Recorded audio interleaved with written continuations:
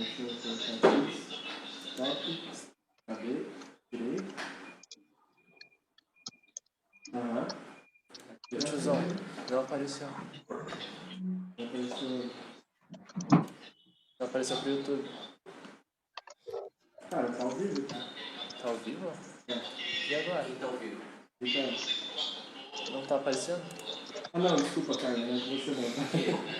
Opa, Agora foi. já estamos transmitindo. É que eu delay. Cortou. Beleza. Não, a câmera ainda não, cara.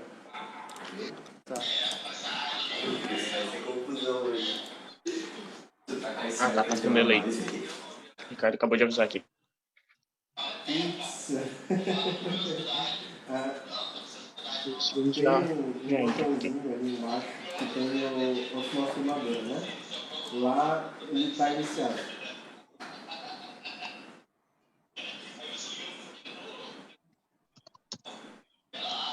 Aham. Tem 3 opções. Tem alguma falando alguma coisa lá? Então tá. Lá em cima Estamos tem transmitindo agora. Bom dia, pessoal. Bom dia a todos. Bom dia, tudo bem? Bom dia, Gustavo. Bom Já dia. estamos aí, Acho que tá certo. já estamos aí com essas férias aqui, né? Sábado de manhã às 10 horas. Sejam todos bem-vindos ao segundo dia da Unesc Experience, então, gente. Meu nome é Gustavo. Vou estar realizando os trabalhos essa manhã, então, né? Então, salve aí, pessoal. Thiago, Jean, Yuri. Fala, turma. Bom dia para todo mundo que está acompanhando. O Márcio está aqui com vocês. Então, gente, só para abrir os trabalhos da manhã de hoje, a gente vai ser contemplados agora, né? Com a apresentação do coral da UDESC, interpretando a música Alguém Cantando, do Caetano Veloso, né? Com arranjo de Marcos Leite. Pode ser. Eu vou ver aqui, só aqui. Pode ser, pode ser. Na verdade, você pode entrar no telefone e fazer a apresentação pelo computador. Ainda não.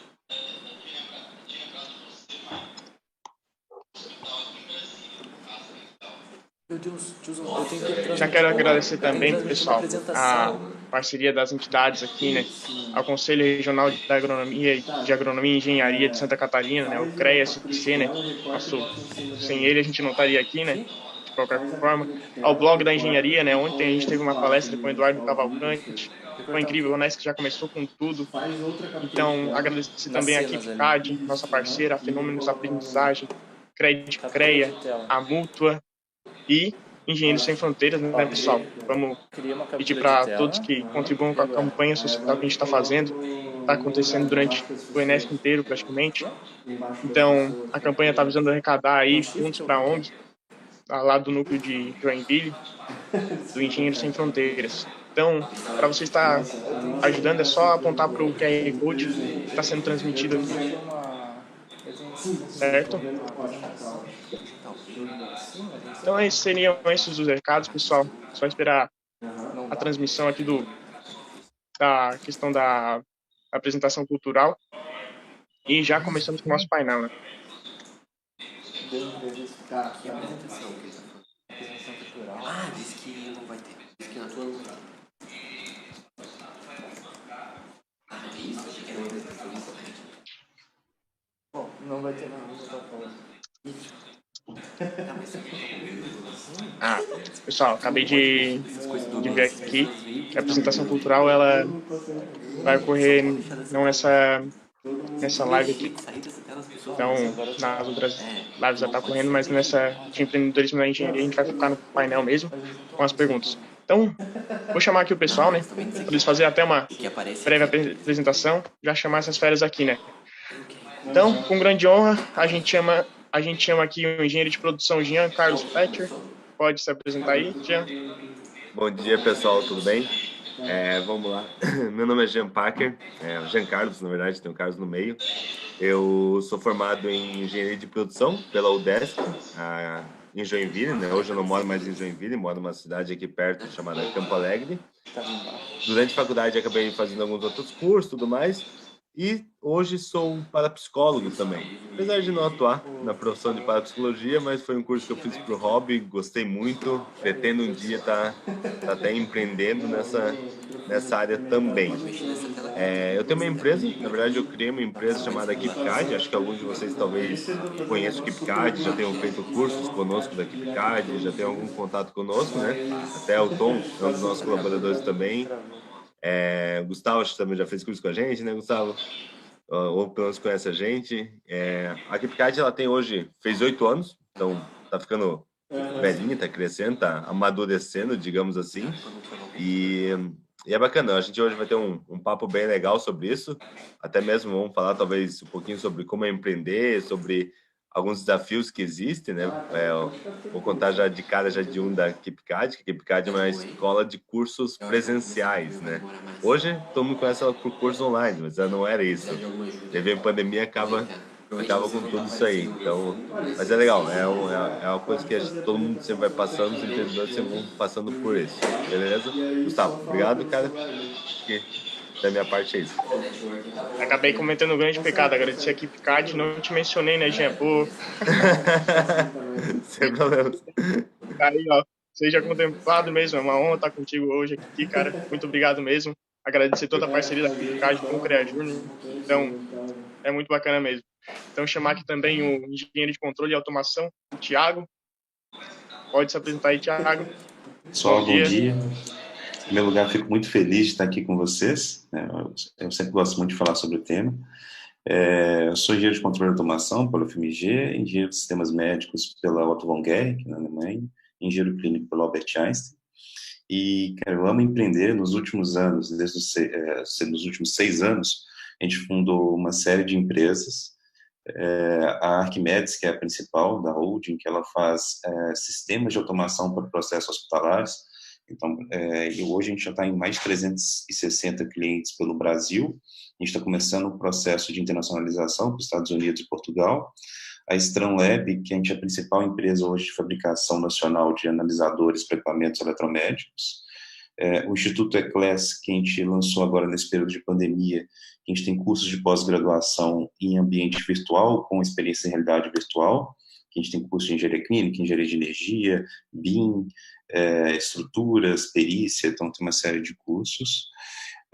Tem a Conta Verde, que é um sistema de RP empresarial, também que também tem uma participação que a gente fundou essa empresa. Na verdade, o lançamento oficial dela será no ano que vem.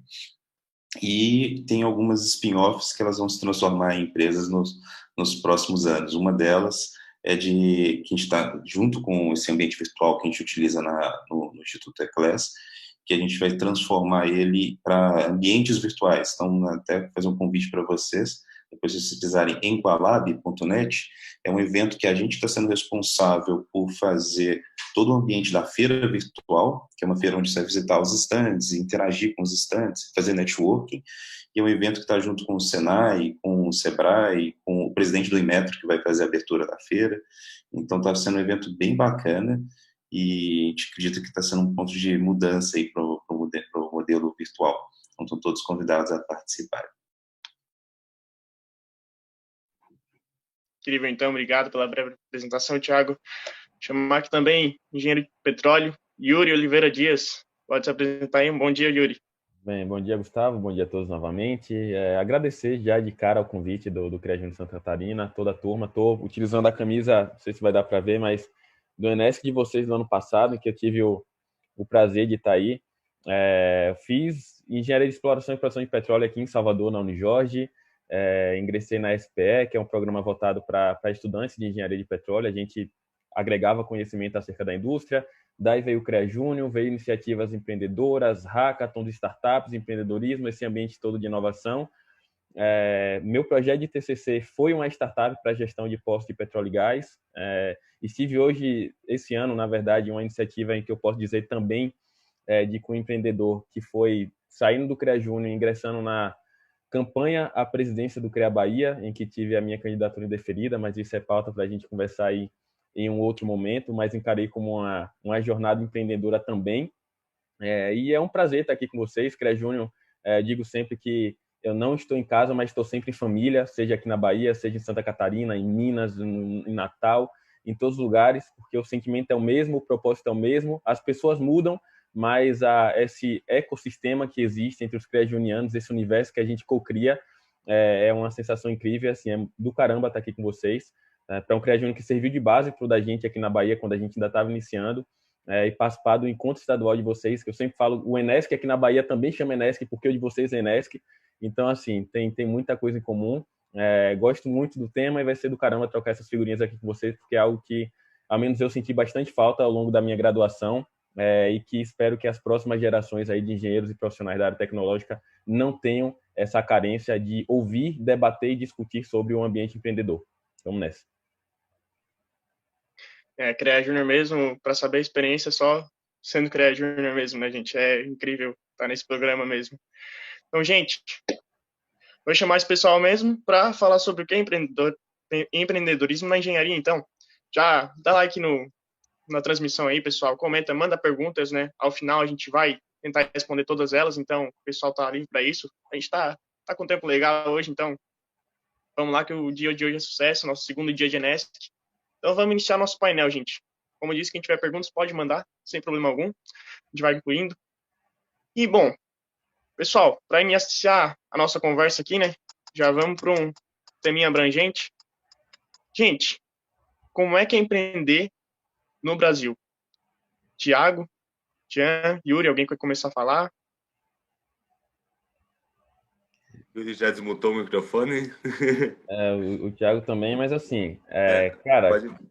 empreender no Brasil, se eu tivesse que resumir em uma palavra, seria desafio, cara. Porque assim, ao mesmo tempo que a gente tem muita possibilidade de problemas a serem resolvidos, de oportunidade de negócio, de pessoas para fazer a coisa acontecer, a gente acaba tendo algumas barreiras ainda um tanto burocráticas, que vão de processos e diligências que demoram anos até a burocracia, de fato, para se ter um processo, para se registrar uma patente, uma empresa nova, as próprias dificuldades, às vezes taxativas de imposto, que a gente vive alguns absurdos aqui no Brasil, mas que eu acho que tudo isso se equilibra justamente olhando para o potencial que a gente tem em viver num país que é extremamente rico, não só de recursos, mas de pessoas. E principalmente, além de tudo isso, é um país que é muito rico em problema. Se a gente para hoje para olhar para o nosso redor, a gente vai enxergar inúmeras possibilidades de situações que precisam ser resolvidas, de hospitais a instituições de ensino, como o Jean e o Thiago trazem esses dois universos, ao teu dia a dia normal, dentro da tua casa, dentro da tua universidade. Então, assim, a gente ainda tem uma série de carências no nosso dia a dia que precisam de um olhar diferente, de um olhar empreendedor, de um olhar disruptivo, para poder transformar algo que até então nos prejudica ou não nos beneficia para o que possa agregar a vida das pessoas e possa, então, ter o potencial de virar um modelo de negócio. Então, acho que desafiador é a palavra para se empreender no Brasil, mas que com muita resiliência, determinação e um pouquinho de sementinha de inovação e não pensar fora da caixa. Eu brinco que a gente não deve ter uma caixa, a gente pega essa caixa, se você foi colocado em uma, toca fogo nela e vive a tua vida de forma mais leve, não se limita. Então, acho que empreender no Brasil é isso, é não se limitar às inúmeras possibilidades que a gente tem, porque elas com certeza são maiores que as barreiras e dificuldades que a gente enfrenta.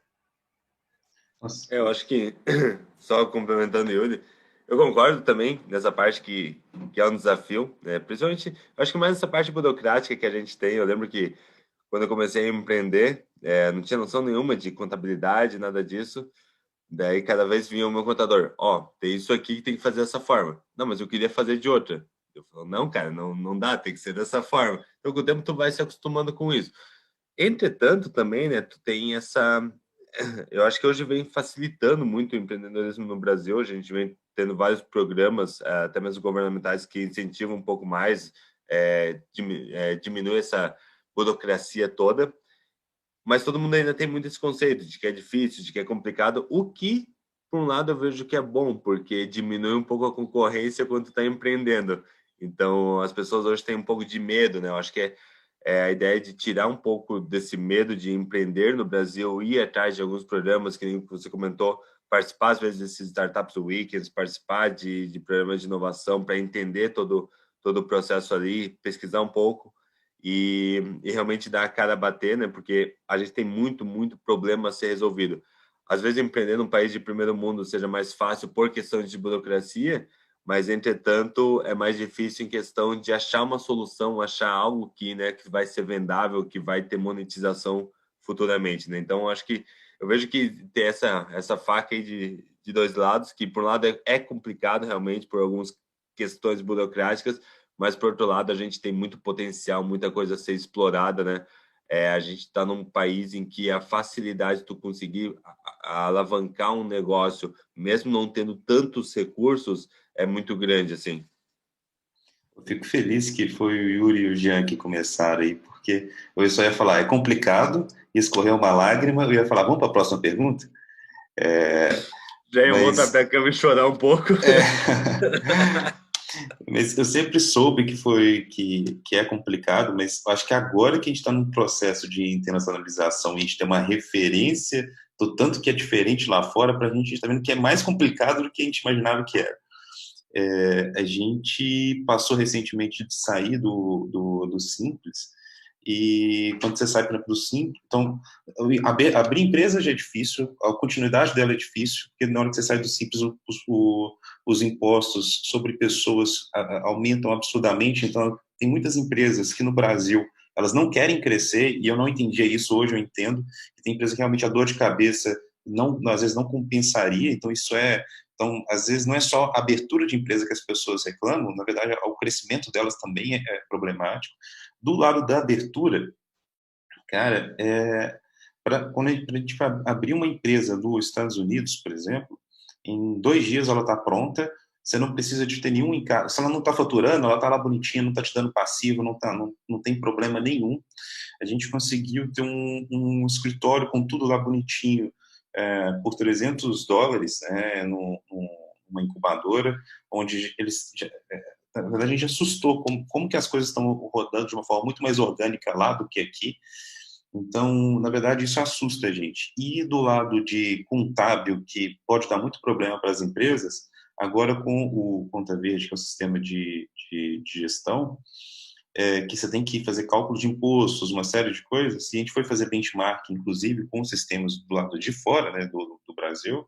A gente viu que, cara, para o sistema contábil, por isso que tem muitas empresas que não conseguem entrar aqui no Brasil. Na hora que eles chegam, eles assustam. Né? É muito complexo o sistema de como que se calcula impostos, o tanto de... não tem uma unificação sobre eles. Então, eu vejo que é como se fosse um matagal bem alto, e o facão que eles te dão é uma faca de cortar pão. Então, a melhor analogia que eu tenho para poder empreender no Brasil é essa. No entanto, não quero assustar ninguém, é super gratificante, eu não arrependo de nada, é super divertido, é igual jogar um joguinho de computador. O Thiago comentou, né, Thiago? De simples ele não tem nada, né? Que agora as últimas mudanças. Antigamente até que era simples, né, cara? Isso é uma coisa que a gente não entende, talvez empreendendo, é por que tantas mudanças, né? Acho que talvez a parte mais difícil no Brasil é essa parte contábil, porque todo mês muda alguma coisa, a cada semestre muda as coisas absurdas. O simples mesmo, né? Antigamente era simples, faturava até aqui, esse imposto, faturava até aqui, esse imposto, faturava até aqui, coisa bonita. Agora não, agora tu pega o valor faturado, diminui disso, multiplica por aquilo, traz para cá e não sei o quê. E daí todo mês tu não tem nenhuma noção da taxa do teu imposto, é algum valor quebrado, aleatório. Então, eu concordo com o Thiago com isso, cara, é a parte mais, não querendo assustar todo mundo, né, mas é uma coisa que ser um contador, tu não faz nada aqui, tu não sobrevive, tu morre nos primeiros dias de tentativa. Isso não só morrer, né, já, tipo assim, é uma coisa que faz muita diferença, né? Um contador bom pode economizar muito dinheiro para a empresa. Teve umas mudanças de KNAI que a gente fez, mudanças de organização da empresa, que se a gente não tivesse feito, a gente teria facilmente aí uma economia de uns 30, 40 mil por mês de mudanças de posicionamento da empresa, ou às vezes abertura de outro CNPJ. Uma coisa também a gente comenta. Cara, hoje eu aprendi também, depois de várias mudanças de KNAI, que quando for abrir empresa, pense em tudo que tu gostaria de fazer. e registra tudo, né? Porque cada mudança de KNAI, cada mudança de endereço, cada mudança é uma grana que tu vai desembolsar. A gente está falando de 1.000, 2.000, às vezes 3.000 reais para uma mudança de um contrato social. Então, acho que isso realmente é talvez o que mais pesa no nosso país, que a gente comentou. Nos Estados Unidos, tu vai gastar $300, vai fazer a abertura em 2 dias. Aqui tu vai gastar R$ 1.500 e vai depender de uma junta comercial, às vezes vai levar 45 dias, 90 dias para tu estar com o teu negócio ali. E às vezes precisa mudar um KNAI para poder aproveitar um Finame, para poder aproveitar alguma coisa. Só que isso é daqui 20 dias. E a tua mudança de KNAI tu vai precisar de 90 dias. Então, às vezes tu tem essas problemáticas mesmo, concordo totalmente com isso. Mas, né, não querendo desanimar, é extremamente motivador. Eu também não me arrependo de nada, não mudaria a minha decisão passada. Se fosse fácil, não tinha graça. É verdade, eu ia falar isso agora também. Não, eu ouvi o Jean ali falar sobre o contador, porque aqui em casa a gente tem um negócio meio que da família também, e realmente, o contador aqui virou nosso melhor amigo. A gente, tadinho, gente, a gente incomoda ele. Eu não sei o que é isso, o que é isso aqui, não sei o que e tal, então, realmente, gente. Eu já faço churrasco com o meu contador, de tanto que a gente conversa. Gente, exatamente. Mas então tá, gente. Alguém quer complementar mais alguma coisa? Isso? Então tá. Pessoal, então, pensando agora no meio acadêmico e toda essa questão que hoje a gente está incluído, quais as alternativas para vincular o meio acadêmico com o empreendedorismo? Cara, essa até eu vou perguntar até pro Thiago, pro Yuri, que é até curiosidade minha. Como é que foi empreendedorismo na faculdade de vocês? Cara, como é que poderia ter sido, eu diria. Acho que eu reformularia a pergunta, cara. Eu acho que eu passei 5 anos da graduação sem ouvir a palavra empreendedorismo sair da boca de nenhum dos professores. Primeiro que eu não tive a matéria, não tenho uma matéria empreendedorismo na engenharia, e dos meus professores eu só via, cara, ou você vai ser concursado na Petrobras ou você vai trabalhar para uma terceira e é isso. Mas nunca você pode resolver algum problema. E foi justamente isso que me incomodou. Eu falei, cara, mas se eu não quiser seguir nenhum dos caminhos? Se eu não quiser trabalhar concursado, se eu não quiser bater ponto em empresa terceira, e se eu quiser ter o meu negócio. E aí foi por isso que eu desenvolvi meu TCC como modelo de startup. Então, eu pouco escuto e eu vejo que isso é um feedback que amigos meus que também cursaram engenharia falam, de que eles não ouvem dos professores, até da civil, que é a engenharia que a gente tem mais estudantes, de que não existe essa possibilidade, cara. Você sai das... E talvez por esse motivo, a gente tem aí uma gama de engenheiros que saem aí não desmerecendo, pelo contrário, mas acabam ramificando para outra área porque eles não despertaram em si a possibilidade de iniciar um negócio próprio, sabe? Antes de tentar virar um motorista de aplicativo Uber, não, por que não abrir o meu CNPJ, tentar fazer meu projeto, tocar a minha carreira profissional, eu por eu, o meu eu, Yuri, como não só pessoa, mas como engenheiro também. Mas assim, cara, o CREA Júnior me trouxe muito esse lado empreendedor, mas não de me falar, abra um negócio, mas do ser empreendedor em espírito, sabe? De agregar pessoas, de solucionar problemas, de pensar em soluções disruptivas, de viver em comunidade, de experienciar eventos e bate-papos como esse. Então, era esse tipo de atividade que ia abrindo minha mente para as possibilidades que a gente tinha, que as 4 paredes da sala de aula não me proporcionavam. Então, assim, menos um aí no quesito empreendedorismo na faculdade, que por mais que existissem as empresas juniores, ainda era muito pouco, né? Minha faculdade ela veio ter a primeira empresa júnior quando eu já estava formando, e mesmo nas universidades que já possuíam MEG, que é algo extremamente necessário e fundamental para fomentar o empreendedorismo dentro das universidades, ainda não era, eu diria, o suficiente, porque não sei se vocês percebem isso, mas tem muita gente que entra numa empresa júnior com a intenção de acrescentar no currículo e conseguir um emprego em alguma empresa, e não participar do MEG para abrir o próprio negócio. Então, a gente ainda tem muito essa divisão de valores em si quanto ao empreendedorismo dentro da engenharia, e que é algo que a gente precisa, de fato, disseminar, criar esse grau de consciência nas pessoas para que a gente sane esse gap. Porque, novamente, como já falamos, tem muita oportunidade, possibilidade, principalmente para a gente que tem a mente já voltada para solucionar. Pô, cara, de novo, é complicado. Eu na verdade, eu espero que não tenha nenhum acadêmico assistindo isso aqui, senão eles vão me considerar tipo um anticristo do sistema acadêmico, porque desde a minha graduação eu sempre fui mais querer ser autodidata. Eu acreditava que, em vez de assistir uma aula de 2 horas, eu, às vezes, em 20 minutos lendo, eu conseguiria resolver. E acabou que eu comecei a empresa quando eu estava na faculdade, então sempre não fui um aluno muito exemplar. Agora, teve uma matéria que eles montaram no final do curso e que chamava de empreendedorismo para engenharia. Eu falei assim, cara, que legal. Eu já estava rodando a empresa, eu falei assim, vou me matricular. E eu fiquei assustado, porque, na verdade, eu entrei na matéria de empreendedorismo e eu lembro que você montava grupos, montava as pequenas empresas e tinha que fazer a validação das ideias, né? Aí você chegava e falava assim, ó, a validação vai ser sobre um Google Forms que você vai perguntar para as pessoas quem que tem interesse no produto. Aí eu falei assim, pô, mas será que eu não posso fazer? Eu pedi, falei assim, será que eu não posso fazer a minha validação sendo conseguir as pessoas pagarem pelo produto? Porque eu acredito que o ato da pessoa tirar o dinheiro da carteira e pagar, para mim é uma validação 1000 vezes melhor do que a pessoa falar que tem só o interesse e preencher a planilha. Aí eles foram me cortaram, falaram que eu estava saindo da metodologia da aula, tudo. Aí eu falei assim, professor, ó, eu sei que você tem mais experiência nessa área e tudo mais, mas é porque realmente a gente faz isso assim, lá no próprio, expliquei, o cara ignorou, aí eu falei assim, cara, beleza, vou só passar na matéria aqui e sair.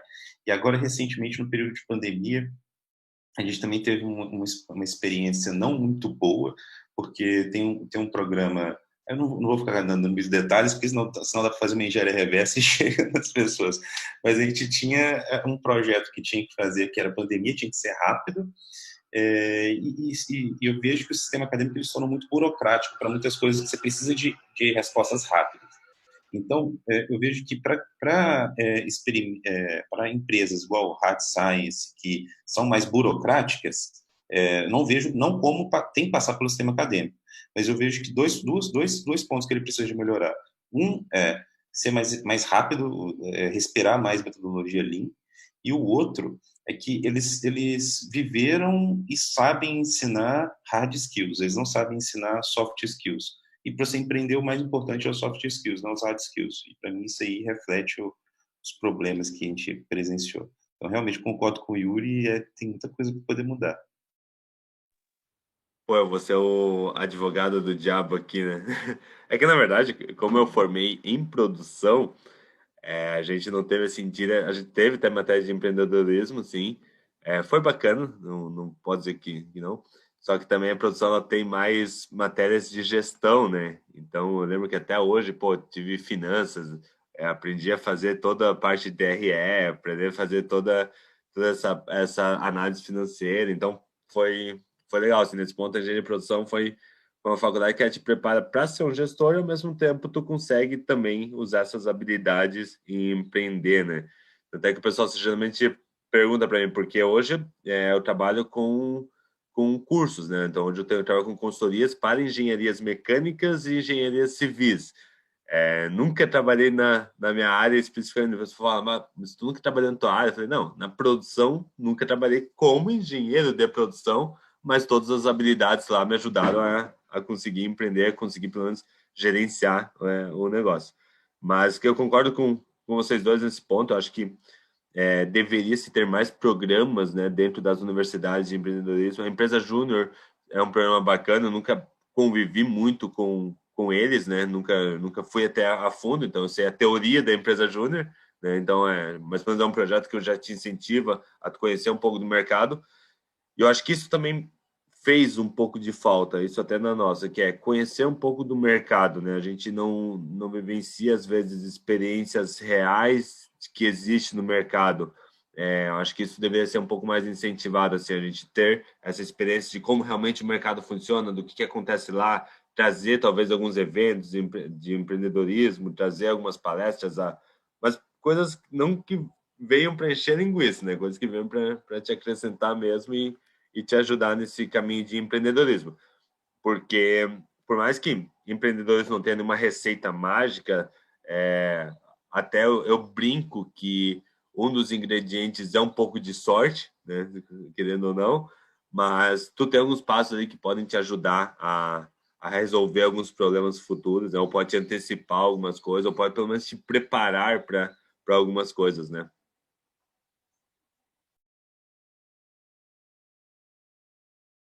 Bacana, então, pessoal. Então, até bem de encontro agora com essa pergunta, quais seriam as dicas para a gente ter as primeiras noções de empreendedorismo? Aí eu vou fazer um adendo aqui, né? Uma das primeiras noções que a gente pode ter é no Crejo, né, gente? É claro, como o Yuri falou, né? A gente não aprende a empreender aqui, né? Claro, a gente não tem isso aí, mas, pessoal, dá para ter uma bela noção. Por exemplo, hoje a gente está aqui falando sobre empreendedorismo na engenharia, a gente faz workshop, a gente faz outros eventos, então dá para ter uma bela noção aqui de empreendedorismo, mas, claro, como o Yuri falou, sem aprender a empreender no coisa. Então, quais seriam, gente? Como a gente consegue essas primeiras noções de empreendedorismo, na opinião de vocês? Ô, Gustavo, talvez até comentando sobre o que tu comentou, eu acredito que tu aprende, cara. Para mim, até comentando, uma das coisas mais importantes no empreendedorismo é tu dar a cara a tapa. E é uma coisa que no CREA Júnior vocês aprendem bastante, né, cara? Vocês têm que, às vezes, planejar um evento. O mais fácil de planejar um evento, às vezes, é o empreendedorismo. Conseguir juntar uma galera no evento, conseguir ir atrás de patrocinador, conseguir ir atrás de palestrante, tudo isso. Cara, isso é uma habilidade que é fundamental, assim, para quem vai empreender, né? E eu acredito que esses eventos realmente, essas participações nessas associações realmente te dão muito, muito, muito bagagem para você tá empreendendo depois. Então, cara, assim, tu vai até reformular a tua fala, Thiago, Gustavo, eu concordo com o Jean, mas assim, o CREA Júnior já é uma grande escola do que fazer para empreender, porque assim, não sei se vocês já pararam para refletir, tem gente que recebe hoje para fazer o que um colaborador do CREA Júnior faz de graça, tá? O que você está fazendo hoje aqui, Gustavo, de forma voluntária, pode ter certeza que tem alguém em alguma empresa que recebe para poder fazer isso, para mediar uma mesa, ou para conseguir palestrante, ou para organizar um evento. Então, assim, às vezes a gente não tem noção da entrega de valor que nós possuímos enquanto estudante ou profissional, e do quanto que isso poderia ser convertido em negócio e, consequentemente, gerar um retorno financeiro para a nossa vida. Então, quando a gente muda a chave de justamente olhar para situações de forma diferente, falar, olha, acho que eu consigo fazer algo diferente aqui, agregar valor para esse meio e fazer disso um modelo de negócio. Então, é daí que surge esse primeiro olhar empreendedor. Eu digo que todo empreendedor ele tem algo muito em comum, que é a sensação de incômodo. É muito comum você parar para conversar com alguém, com o Jean, com o próprio Thiago, e falar, cara, me incomodava a falta de educação ou de cursos a baixo custo para os estudantes de engenharia. Eu fui lá e resolvi esse problema. Me incomodava a burocracia nos processos nas clínicas e hospitais. Por isso eu fui lá e automatizei a Zorra toda. Então, sempre é muito comum a gente encontrar empreendedores que partiram de um desconforto, de algo que não deixava satisfeito, falava, cara, eu preciso melhorar isso. Foi assim com o meu projeto de startup. Eu visitei um poço de petróleo, uma sonda aqui no Recôncavo, cheguei lá, o cara veio me apresentar o projeto de poço com um punhado de papel A4 impresso, fala, não, o poço é assim, aí a gente está mudando o método de elevação, ele vai ficar assado. Eu falei, não acredito que uma indústria que roda tanto dinheiro como a indústria do petróleo não tem algo em 3D que você possa fazer no celular, na palma da mão, e aí transformei os projetos de poço de petróleo que eram impressos em papel A4 em 3 dimensões, criei um QR Code em cima disso, um aplicativo no celular e o papel que o cara estava na mão, eu chegava e apresentava para ele com o celular na sonda. Então, assim, é justamente esse olhar diferente que a gente tem para situações ao nosso redor, e como eu falei, tem muita coisa ao nosso redor que precisa ser melhorada, que surge esse despertar para o empreendedorismo. Então, quando a gente vira essa chavinha do nosso olhar, e essa primeira virada de chave pode ser justamente o que eu falei na primeira frase. Vocês, enquanto voluntários do CREA Júnior, fazem um trabalho que pessoas recebem para fazer em algum lugar. Então, de certa forma, já abre para vocês uma gama de possibilidades do que vocês podem fazer terminando a faculdade, dentro da profissão de vocês, e podem ter certeza que a gente consegue fazer tudo diferente, gerar valor diferente e transformar disso talvez não necessariamente uma empresa, mas em algo que de alguma forma te gere um retorno, gere um aprendizado e principalmente solucione a dor de alguma pessoa e ambiente que está inserido. A maioria das startups falham, e aí trazendo um pouco desse ecossistema de startup que está bombando agora, não porque elas não têm uma boa ideia ou não porque elas não têm boas pessoas. A maioria das startups falham porque elas não solucionam um problema. Então, se de alguma forma você consegue sanar a dor de alguém, isso já é um grande indicador de que tu pode empreender, tu pode tá desenvolvendo algo para melhorar aquele ambiente. E aí a jornada da consequência, burocracia e dificuldade que a gente falou lá no comecinho da mesa, vai chegar para ti também. Mas, assim, é algo delicioso. Eu vejo que o principal, acho que se eu fosse colocar uma palavra para poder resumir empreendedorismo, né, é igual o Yuri comentou, é uma pessoa que resolve problemas. E tanto que o empreendedorismo, existe muito também o intraempreendedorismo, tanto que a gente mesmo lá na empresa, a gente procura pessoas que têm essas características e desconstruindo isso, normalmente uma das coisas que a gente mais valoriza é as pessoas que passaram ou pelo CREA Júnior, ou que passaram para a ISEC, Baja. Então, todos esses caminhos onde que as pessoas realmente estão mais expostas a problemas, porque no meio acadêmico, puro e simples, cara, você tem que fazer uma prova e estudar para a prova. Cara, não estou falando que é fácil, mas não é um problema que você tem que desenvolver a criatividade para poder, salvo se a pessoa está querendo pensar num mecanismo de colar ou uma coisa do tipo, não tem um artifício de criatividade que você passa por cima daquilo, de empatia sobre outras pessoas, então é muito mais, igual a gente contou, mais hard skills, e aonde que vai treinando mais essas outras habilidades de resolver problemas das outras pessoas, eu acho essencial, seja estágio, seja o pré-júnior, todas essas outras experiências eu super valorizo, porque eu acho que é o melhor momento das pessoas testarem e aprenderem essas faculdades. Cara, só complementando uma fala que o Thiago disse, que é algo que eu realmente acho que é fundamental, ele falou duas coisas incríveis. Primeiro, a criatividade, que é algo que a gente acha que não possui e que a gente vai, na verdade, sendo limitado ao longo do tempo. E segundo, que é justamente o desenvolvimento de soft skills. E o CREA Júnior, como toda atividade extracurricular, é quase que uma pós-graduação de como lidar com pessoas, de como resolver problemas complexos, de como justamente lidar com palestrantes, de melhorar a oratória. Eu brinco que quando entrei na faculdade, eu vim do ensino médio sendo o cara que segurava a cartolina porque tinha vergonha de me apresentar em público, e justamente essas experiências extracurriculares acabaram me dando essa segurança, essa confiança e essa despertar de mente para falar, cara, se comunica, é importante, tu agrega pessoas, tu compartilha conhecimento, tu aprende. Então, essas experiências fazem toda a diferença, e é o que eu até brinco. Para quem pergunta como ter experiência para uma empresa que pede experiência, sendo que para ter experiência eu preciso ter experiência, aquele velho dilema, CREA Júnior, a ESEC, empresa Júnior, e por aí vai. Isso tudo agrega bastante, faz muita diferença no processo. O Yuri, isso. Na verdade, complementando o que você falou, que, cara, é o melhor momento, cara, eu acho, da vida da pessoa para ela poder entrar, sabe por quê? O risco para você de errar, você está lá no CREA Júnior, cara, você foi lá, tentou, fez uma comunicação com uma empresa, por exemplo, o ato de você errar, a pior coisa que pode acontecer é o quê? Às vezes aquele projeto não ir para frente, bola para frente.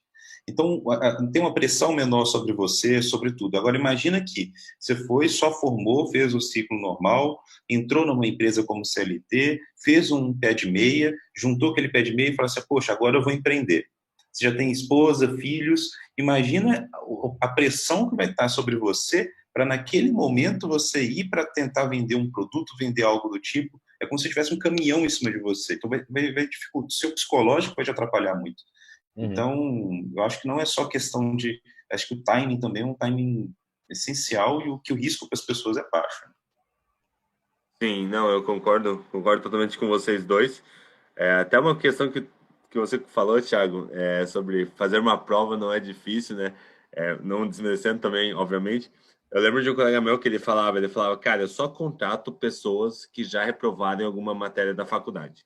Porque o cara que não reprovou, não, claro que não estou falando aí pessoal aí não estudar para reprovar, mas a teoria dele era essa. O cara que não reprovou, sempre foi tudo muito fácil para ele não viu um problema, ele não viu como é ter que refazer um semestre, ter que reajustar tudo, talvez perder um semestre lá na frente, então ele lidou com uma situação. Claro que não incentivando isso, né, pessoal, mas é só porque eu lembrei dessa teoria. Mas a grande questão é essa, né, como conhecer de empreendedorismo.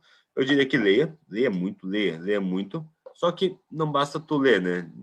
Não basta tu ficar ali lendo. Então, pratique, né? Participe desses eventos. Obviamente, nós da Equipe Card também, a gente sempre valoriza quem já participou de algo como CREA Júnior, Empresa Júnior, algo nesse sentido.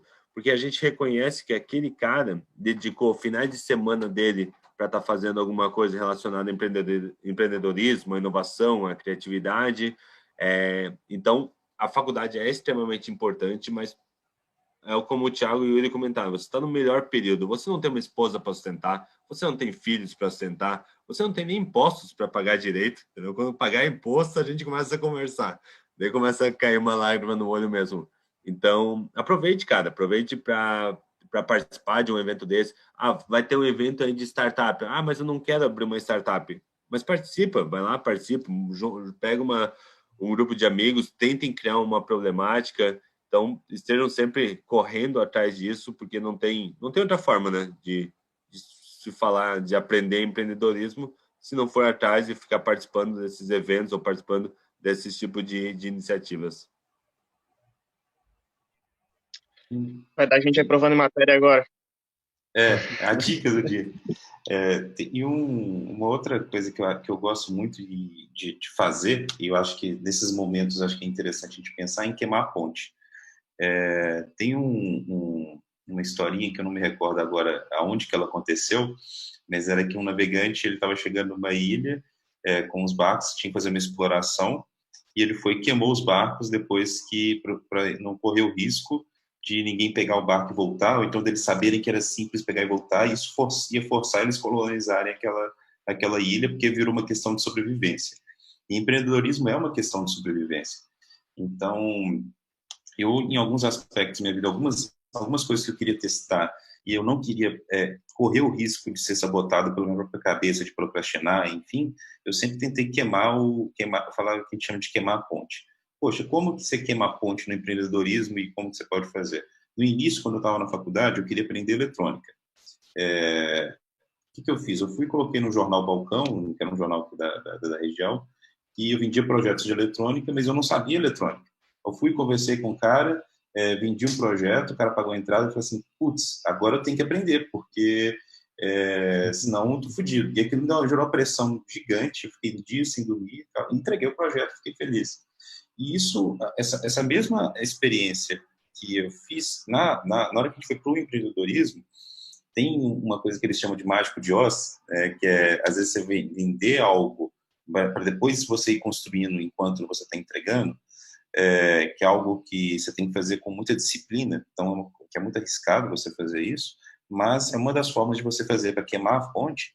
Então, por exemplo, às vezes não é enganar o seu cliente, mas você chegar e falar assim, olha, existe isso, está em projeto, na sua cabeça está um projeto, está em ideia, então você não está mentindo.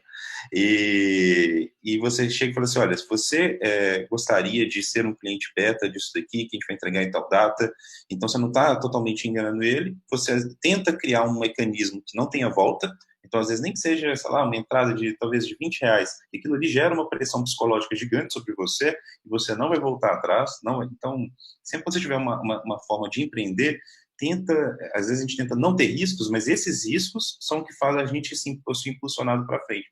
Então, não seja averso a riscos e tenta queimar a ponte. Eu acho que das coisas que a gente fez na empresa, as coisas que mais deram esse resultado foi queimar a ponte, não só as nossas, mas a dos colaboradores e de tudo, para a gente poder ser forçado a andar para frente.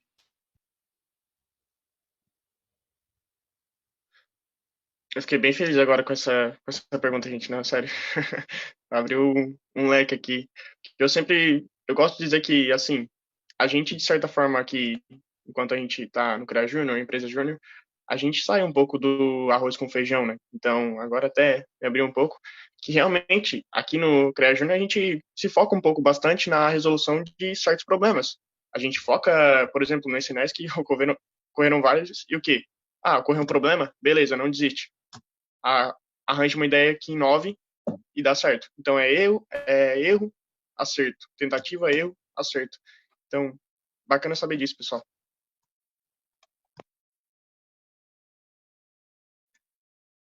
Então, pessoal, quais são as principais falhas que alguém pode cometer ao tentar iniciar no empreendedorismo? E como é que a gente previne elas? Yuri, pode começar? Bom, gente, Depois... eu vou trazer novamente a linha desse ambiente de startups e que eu acho que se aplica ao todo.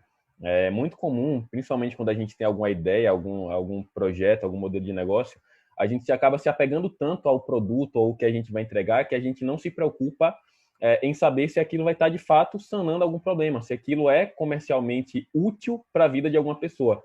Então, É diferente de se eu chegar hoje para vocês e apresentar a cura da AIDS ou a cura do coronavírus, na bendita vacina que estamos todos aguardando aí para poder voltar a viver sextando normalmente, como todos estamos morrendo de saudade, do que algo que eu tirei na minha cabeça, cara, eu vou inventar aqui um guarda-roupa que vai estocar suas roupas e já entregar passada. Tipo, você vai falar, cara, será que é isso que eu preciso mesmo de fato? A própria TV em 3D, que não sei nem se vocês lembram, mas alguns anos atrás lançaram como produto seria inovação e não vingou. Porque as pessoas não queriam assistir 3D? Não, a gente continua indo pro cinema, bota o óculos lá e assiste de boa os Vingadores em 3D e fica triste ou feliz quando o Thanos aperta o dedinho e o Homem de Ferro morre.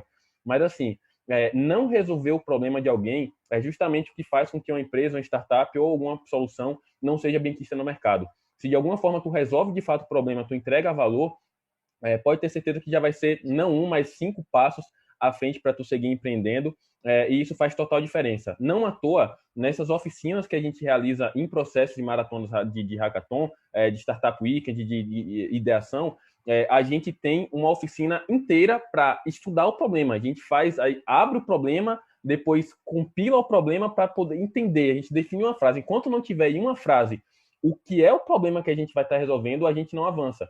Porque é justamente um dos erros capitais. É a gente querer propor a solução, a melhoria de algo ou a construção de uma empresa, um negócio novo, que não necessariamente vai ser útil para a vida de alguém e, consequentemente, essa pessoa não vai querer comprar ou engajar com a tua solução, ideia, empresa, projeto e afins. Então, assim, foca no problema, porque se tu resolve um problema, tu gera valor e, ao gerar valor, tu consegue tocar o teu empreendimento. Legal. Concordo totalmente com o Yuri. Até era uma das questões que eu ia comentar agora, né? Valide o seu problema, né? Sempre que tu for empreender, pergunte se alguém pagaria por aquilo. Eu vejo muitas vezes o pessoal falar, eu compraria isso. Mas, cara, tu quer vender, tu não quer comprar. Tu pergunte para se outra pessoa compraria de ti isso aí, né? Então, eu vejo que um dos principais problemas é a monetização. Às vezes o pessoal tem ideias excelentes, mas não tem ideia de como vai gerar o dinheiro com isso, né? Como vai monetizar. Eu até estava mentorando o Jedi, que fica aqui em Joinville, que é uma jornada de inovação que acontece aqui, e a gente via isso em muitas equipes. Os caras tinham uma problemática até validada, os caras tinham uma solução, mas eles chegavam na hora de monetização, né? Beleza, e aí? Quanto isso vai gerar? Quem vai pagar por isso? O pessoal às vezes não sabia responder essa pergunta, e até é uma das coisas que eu comento, que eu acho que, pelo menos uma opinião que eu tenho, que as principais falhas estão relacionadas a má planejamento financeiro, né? Claro que o fracasso, ele é parte do processo. Não lembro quem falou isso, mas o empreendedor, ele não vai começar a vida dele e avançando, dando certo e pronto, deu certo, bombou. Até daria um livro muito chato, na real, né? Acho que todos os livros de empreendedores têm um monte de fracasso no meio, então a gente é uma realidade que acontece, tu vai acabar fracassando, seja por motivos teus, ou por motivos de mercado, ou por motivos políticos, tu vai acabar tendo alguns fracassos durante o processo, mas uma das coisas que eu vejo bastante é a falta de um planejamento correto, assim, falta de validar bem certo o problema, falta de fazer um planejamento financeiro correto, não tão sonhador, falta de entender um pouquinho das tributações do nosso país, porque o cara acha que vai chegar lá, pensa, vou vender isso, vou ganhar isso. Daí chega um carinha chamado governo e fala, não, isso aqui é meu. Daí tu fica com isso aqui, tu não planejou aquilo. Então, acho que essa é um dos principais pontos que eu vejo que eu deveria o pessoal conhecer um pouco mais e que acontece algumas falhas e fracassos aí no empreendedorismo. Eu vejo assim, colocando como umas analogias e complementando, acho que não seja um Smiggle. Smiggle é aquele que você fica falando, meu, precioso, e achando que o negócio é para você, não é para você. Você não está tentando resolver os seus problemas, está tentando resolver o problema do outro. E eu vejo que muitas das vezes isso cria um viés de confirmação que, às vezes, você até consegue dinheiro para poder investir numa ideia, mas você não faz ela projetada para quem que você está entregando, faz pensando no que você acredita que é. Então, não seja essa pessoa. Cara, ame e aprenda a conviver com risco.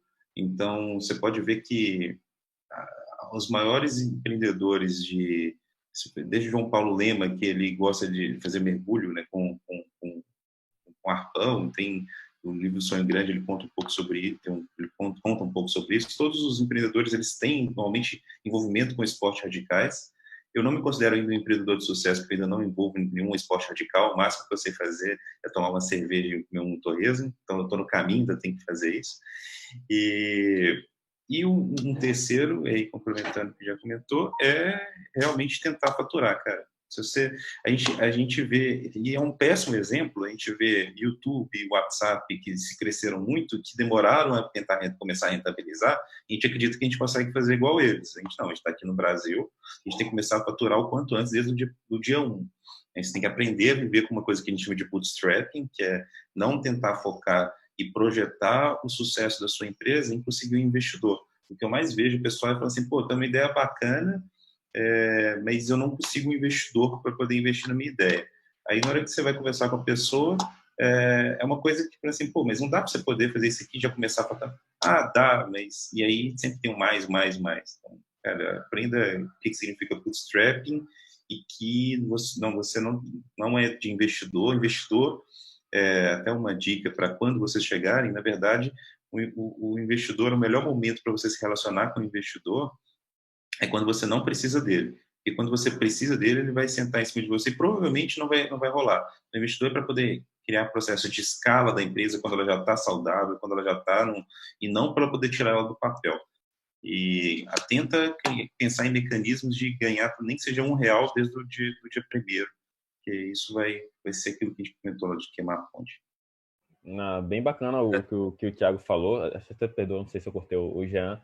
Mas assim, cara, cliente, ele deu a analogia do precioso, é isso. Às vezes a gente acaba se apegando tanto à nossa ideia, ao nosso projeto, que a gente esquece que quem vai comprar não somos nós, né? Então, é por isso que hoje, por sinal, está muito em alta a área de UX, né, de experiência do usuário. Então, principalmente as empresas de tecnologia, o próprio Nubank é um case de sucesso vivo.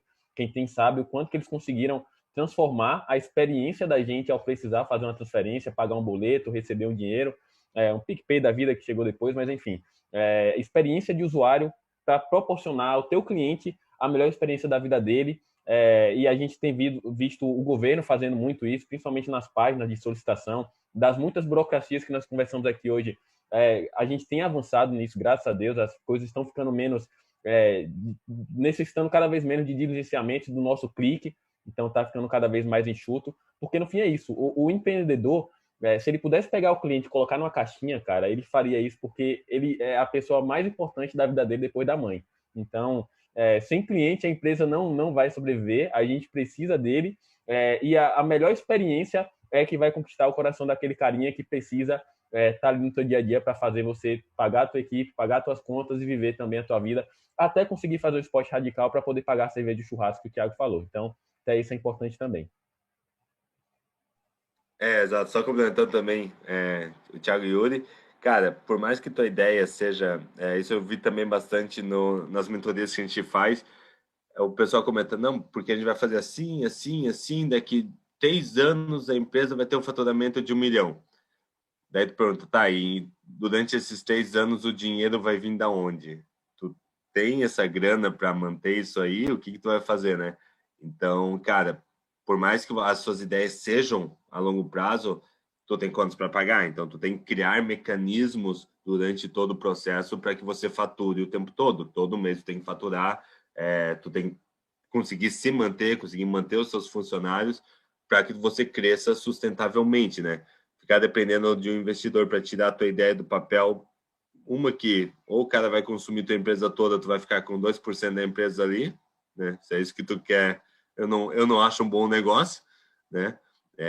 Pense nessa ideia de investidor quando realmente tu precisar escalar o projeto. E até mesmo porque o próprio investidor vai olhar aquilo, vai ver, cara, tu quer que eu coloque dinheiro para tirar a tua empresa do papel? Então, me vende a tua... Se eu achar legal, me vende a tua ideia aqui, tchau para ti, entende? Porque tu ainda não tem nada, tu ainda tem uma ideia só, e ideia não paga contas, né?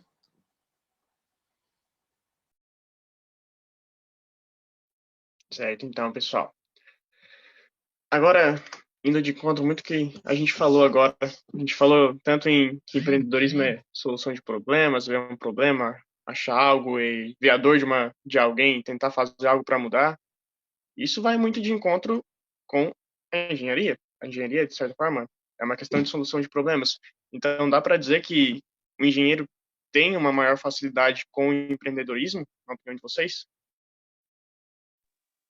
Pô, essa é uma pergunta capciosa, né, cara? 3 engenheiros respondendo isso.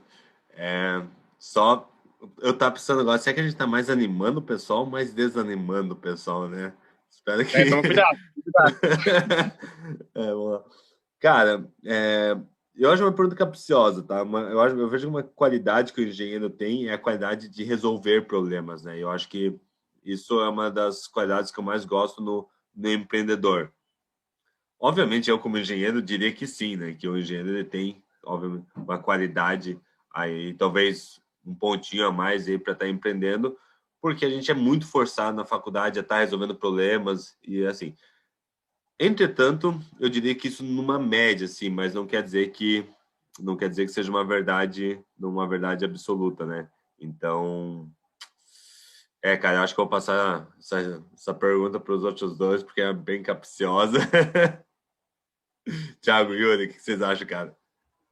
Cara, então, assim, tem uma frase do Cortella que eu acho que é a frase que define muito bem a engenharia para mim. O Cortella fala que é, inovação é fazer o melhor que podemos nas condições que tivemos. Eu acho que essa capacidade, nós engenheiros, a gente tem de sobra. A gente está a todo momento do primeiro dia, da primeira provinha lá da faculdade, fazendo o melhor que a gente pode nas condições que a gente tem. Então, como habilidade para empreender, eu acrescentaria só um detalhe, até porque de fato é uma pergunta muito capciosa, como o Jean falou, pelo seguinte, o Thiago trouxe mais cedo o lance das hard skills e das soft skills. Nós, enquanto engenheiros, nós temos o hard.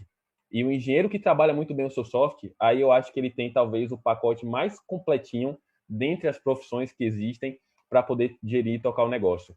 A gente ainda peca muito, eu me coloco nesse meio porque é algo que eu estou constantemente aprendendo, eu acho que vai ser a vida inteira assim, por deixar o ego falar muitas vezes mais alto do que o nosso lado racional, de fato. Então, é muito comum vocês verem engenheiros muito vaidosos, a gente sabe, a gente vive essa área, então tem muitos padrões e paradigmas a serem quebrados, colocar de fato o pezinho no chão, saber que a gente tem muito a aprender, que a gente tem sim de fato muito a contribuir, não à toa.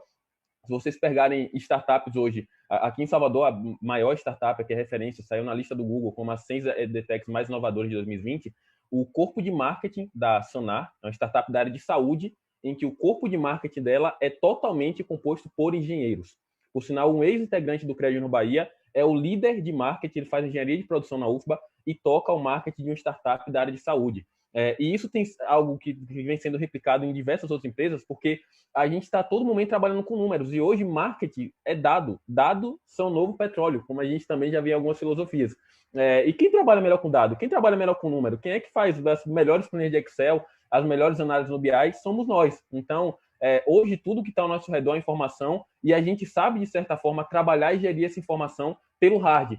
Só que, às vezes, falta o soft, é isso que a gente precisa trabalhar. É justamente o relacionamento com o próximo, a mente até criativa que todos nós somos, mas que às vezes a gente acaba se limitando como armadilhas que a gente mesmo vai criando ao longo do caminho, mas que, sem dúvidas, que no contexto geral, acho que o pacote que nós temos enquanto engenheiros é um gap muito bacana para que a gente possa trabalhar e empreender, porque, assim, nossa mente é voltada para fazer o melhor que nós pudemos nas condições que nós tivemos. Então, acho que isso define um pouquinho. Eu concordo totalmente com o Yuri. Cara, você quer fazer um bolo, você não faz um bolo só com farinha, você não faz um bolo só com ovo, só com leite, você tem uma mistura de coisas, uma mistura de competências. Então, de fato, a engenharia, a ciência da computação, eles são competências que te ajudam a executar algo, mas você precisa saber para quem, como conversar, o enredo, vender, criatividade, uma série de outras coisas estão em volta. Por outro lado, você, indo para um outro extremo, tem, sei lá, publicitário, por exemplo. O publicitário, ele vai saber tentar entender mais como que funciona a comunicação, como que funciona chegar uma informação do ponto A ao B, mas também ele não necessariamente ele vai conseguir entregar aquilo, não necessariamente ele vai conseguir saber o que é factível ou não, possíveis soluções. Ao mesmo tempo, você também precisa saber sobre gestão de pessoas, lideranças, que aí já não é um curso necessariamente, aí é muito em cima de experiências que você teve com desde diferente atrelados à faculdade, não, desde o cara que está querendo organizar uma festa, por exemplo, e sobre lidar com fornecedores, sobre lidar como que teria que cobrar um ticket, como que teria que fazer algo. Então, para mim é uma soma de ingredientes. A engenharia é um deles que pode ajudar, mas não é um necessário, né? Igual tem empresas que tem um podcast que eu acho muito bacana, chama Do Zero ao Topo. E ele fala a história de vários empreendedores. Cara, tem empreendedor que o cara fez odontologia. O Lobo de Wall Street, por exemplo, o Jordan Belfort, ele tinha feito odonto e o cara foi para o mercado financeiro. Então, eu acho que você ter a habilidade de se transformar, para mim, é mais essencial do que você saber fazer alguma coisa. Hoje, para falar na empresa, meu sócio é engenheiro mecânico, que não tem uma matéria de programação e é nosso melhor programador. Eu valorizo muito mais isso do que o cara que às vezes estudou ciência de computação, mas está com uma viseira ali e ele não tem a resiliência de saber mudar, de alterar. E eu acho que é nisso que o Yuri comentou por isso que eu acho que eles colocaram um engenheiro na equipe de marketing, é porque eles não foram formados com aquela viseira, então eles são pessoas que, se ele está conseguindo entregar nem que seja um resultado menor do que o do marketing naquele momento, eles sabem que são pessoas que são aptas a se transformarem muito rápido, e hoje está tendo uma transformação muito grande em cima disso. Para mim, a melhor forma de você saber se uma pessoa ela tem um bom viés de empreendedor é olhar se ela consegue ser antifrágil, né? Se transformar muito rápido. E assim, hoje o Google e diversas empresas já fazem processo seletivo sem pedir sequer o currículo. Então, você chega lá, se tu é bom, se tu consegue desenvolver, se tu tem as habilidades, se tu consegue entregar o que eles pedem, tá ok, você tá dentro. Então, a gente ainda veio de um berço em que, principalmente nossos pais, acreditavam que faríamos faculdade, sairíamos com diploma, estaríamos empregados e seríamos felizes o resto da vida. Quando não é assim. Hoje, tu pode ter o currículo mais quebrado da vida, falar inglês fluente, e conheço inúmeras pessoas que estão desempregadas, e não necessariamente só desempregadas, mas sem esse start de construir algo para poder empreender e tocar a própria vida. Então, tá muito mais nessa capacidade de resiliência, é muito importante nesse processo de tu se adaptar frente às situações, do que necessariamente estar preparado para quando o problema acontecer. Então, adaptabilidade, não à toa o Fórum Econômico Mundial listou como uma das 10 habilidades do futuro, né, para o nosso mercado de trabalho. Então, estejam atentos. E quanto à questão do relacionamento e pessoas, a gente não faz nada só, né? A gente, principalmente como empreendedor, a gente vai estar a todo momento precisando de um segundo, terceiro para poder fazer o negócio rodar. E eu brinco que no CREA Júnior a gente faz muito network, só que a minha definição para network não é a rede de contatos que você tem. Network não é quem você conhece, é quem conhece você. Então, pode ter certeza que em algum momento, se você estiver tocando um negócio, um projeto, e alguma pessoa te conhece, ela vai te convidar para que tu resolva aquilo, pela confiança, pelo trabalho que tu fez no CREA Júnior, pelo trabalho que tu fez dentro do teu estágio, da tua empresa, na tua faculdade, e é esse o X da questão. E isso vira referencial também para quando tu está no mercado. Network não é quem você como empresa conhece, mas quem te conhece é que daí surge o cliente, e daí surge a indicação, e daí surge os trabalhos, as oportunidades para poder tu crescer. Então, é a frasinha que eu deixo. Essa pergunta eu tinha que cuidar mesmo para não ser egocêntrica, né? 3 engenheiros aqui, um monte de acadêmico de engenharia assistindo. Mas bacana, pessoal. Então, agora voltando lá para o âmbito acadêmico novamente, gente. Qual a visão que vocês têm perante as empresas júnior nos cursos de engenharia? Yuri, quer começar? Cara, então, conversamos um pouquinho mais cedo, acho que eu deixei já uma primeira semente. O movimento Empresa Júnior, não só na engenharia, mas de todos os cursos, ele é algo extremamente necessário, como eu vejo, dentro das universidades, porque por mais que exista, como teve lá para o Thiago, uma matéria de empreendedorismo, quando ela não é bem dada, o professor tenta lhe podar ou tenta fazer com que você gabarite algo, e as experiências que a gente vive no MEG são totalmente diferentes. São problemas diferentes, é você fazer mais com menos, literalmente, já dá uma boa noção de mercado, uma boa noção de trabalho em equipe, uma boa noção do profissional que tu vai ser, das responsabilidades contábeis que tu vai ter, de entrega de projeto, de gestão de tempo, que aí tu começa a entender que, cara, o cliente quer no prazo e tu sabe que não vai atender, mas aí tu tem que desdobrar. sua equipe para poder conseguir e ainda assim às vezes não dá tempo. Então, o MED é algo extremamente necessário, só que eu sempre faço um adendo ao movimento CREA Júnior, que é o seguinte, às vezes a gente perde um pouquinho o viés dentro do movimento Empresa Júnior, porque muitas pessoas entram lá não com a mentalidade de justamente empreender esse universo empreendedor, de sair de lá às vezes com a ideia de projeto diferente. Inúmeras pessoas que foram no movimento Empresa Júnior aqui na minha universidade saíram, fizeram um TCC, um estudo de caso, ou uma releitura de alguma coisa, nunca algo novo, algo diferente. Então, o pensamento era, vou entrar no MEG, porque lá eu vou agregar valor ao meu currículo, vou acrescentar com experiência, e quando a empresa X abrir um processo trainee, eles vão me olhar com bons olhos porque eu participei do MEG. Então, assim, acho que a gente ainda tem um pouco desses dois lados, mas vejo o movimento pré-júnior como algo assim, extremamente necessário para as universidades, para a nossa vida enquanto acadêmicos, porque foge um pouco. Tudo que excede as quatro paredes da sala de aula, eu digo que agrega. Se não te ensinar a fazer algo bom, vai te ensinar principalmente como não fazer algo ruim. E eu acho que talvez é o que mais a gente aprende. Às vezes até estando no CREA Júnior. Não é que a gente aprende a fazer alguma coisa bem feita. Às vezes a gente só aprende como não fazer algo mal feito. E isso já é um aprendizado do caramba. Então, o MED proporciona muito isso, a ESEC, CREA Júnior. E não somente tu precisa estar numa organização. Se de alguma forma tu se propõe a fazer algo diferente que não está no teu dia a dia, já vai ser um aprendizado, uma experiência diferente para que tu se coloque nesse universo de resiliência, de adaptação e de ação. Porque principalmente, empreender é justamente dar essa cara a tapa, agir, e o MED faz muito isso também, faz muito bem feito. Eu saí do arroz no caso, né? Desculpa. Deixa eu... Só complementando o Yuri, né, cara? Na minha opinião, deveria ser até uma matéria regular da faculdade, algo nesse sentido, como empresa júnior. Se a gente partir de uma premissa de que as universidades estaduais e federais elas têm como até missão e objetivo integrar algo para a indústria, né? Para isso que elas têm esse foco, né? Então, as universidades hoje entregam muita pouca coisa de inovação. E também o acadêmico ele acaba saindo dali sem visão nenhuma do mercado. Então, a gente tem duas situações, né? A gente tem uma indústria que está precisando inovar, que está precisando de tecnologia. A gente tem uma universidade que trabalha inovação e trabalha tecnologia. E a gente não casa essas duas coisas. Então, como empresa júnior, a gente consegue estar casando essas duas coisas e aqueles acadêmicos estarem vivenciando um pouco já do que é esse mercado de trabalho ou até mesmo do que vai ser esse empreendedorismo.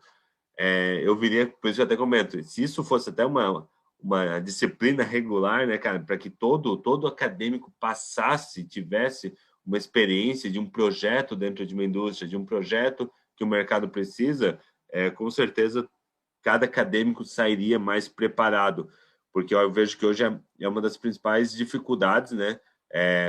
O acadêmico sai, às vezes, sem experiência, de nunca ter trabalhado em lugar nenhum. Então, o cara não tem uma experiência, até mesmo como o Yuri falou, toda empresa pede experiência, então como conseguir experiência sem ter experiência, né? Eu vejo que a universidade deveria prover, né, a própria esses programas para que a gente tivesse essa bagagem adicional aí.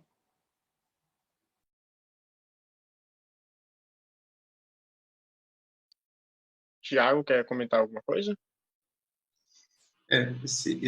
Esse tópico a gente conversou um pouquinho mais cedo, né? Mas eu concordo plenamente. Eu acho que como pode ajudar, eu acho que ele é um dos integrantes para a gente ter uma forma de treinar essas habilidades. Essas habilidades você não tem ela num livro, né? Que você chega e lê e aprende. Você tem que treinar. E treinar você tem que ter um campo, você tem que ter pontas que você vai juntar. Eu considero assim. Certo, então. Eu ia falando ali, eu saí do arroz com feijão, né, pessoal? Como sair das quatro paredes de sala de aula, né? Tudo que hoje não basta ter só o diploma, como dizem, né? Então, pessoal, sétima questão aqui, né? Temos mais umas 3 perguntinhas, depois a gente analisa.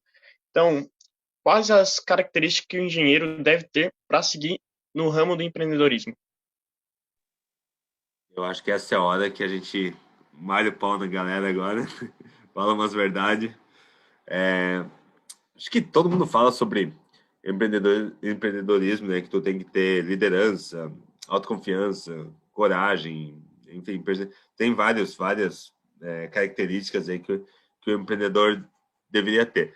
Uma das questões que eu sempre comento mas eu não nasci com liderança. Cara, ninguém nasce com liderança, né? Eu não nasci com coragem, eu sou tímido, eu não tenho coragem de ir lá no cliente. Cara, ninguém nasce com coragem, né? Então, são habilidades que tu vai desenvolvendo com o passar do tempo. Eu diria, assim, se eu fosse pensar em duas, tá? A primeira delas seria iniciativa. Cara, se tu é um empreendedor, é porque tu quer fazer as coisas acontecerem, né? Empreendedor que acha que vai ficar sentado dentro de um escritório enquanto os outros fazem para ele, isso nunca vai funcionar. Então, eu diria que iniciativa é uma das primeiras características que tu tem que ter. Cara, tu tem que...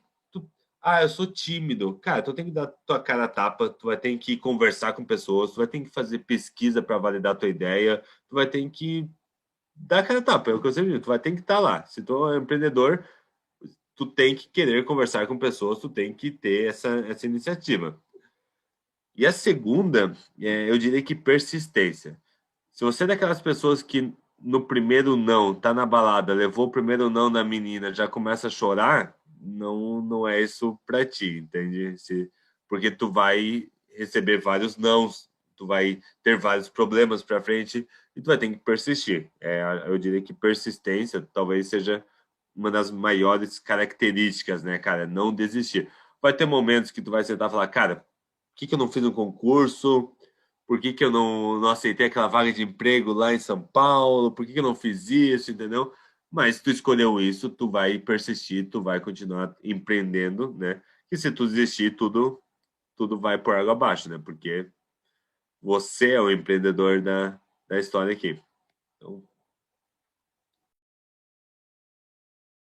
Bom, eu vejo assim, eu acho que você já deve ter visto que eu gosto de analogia, né?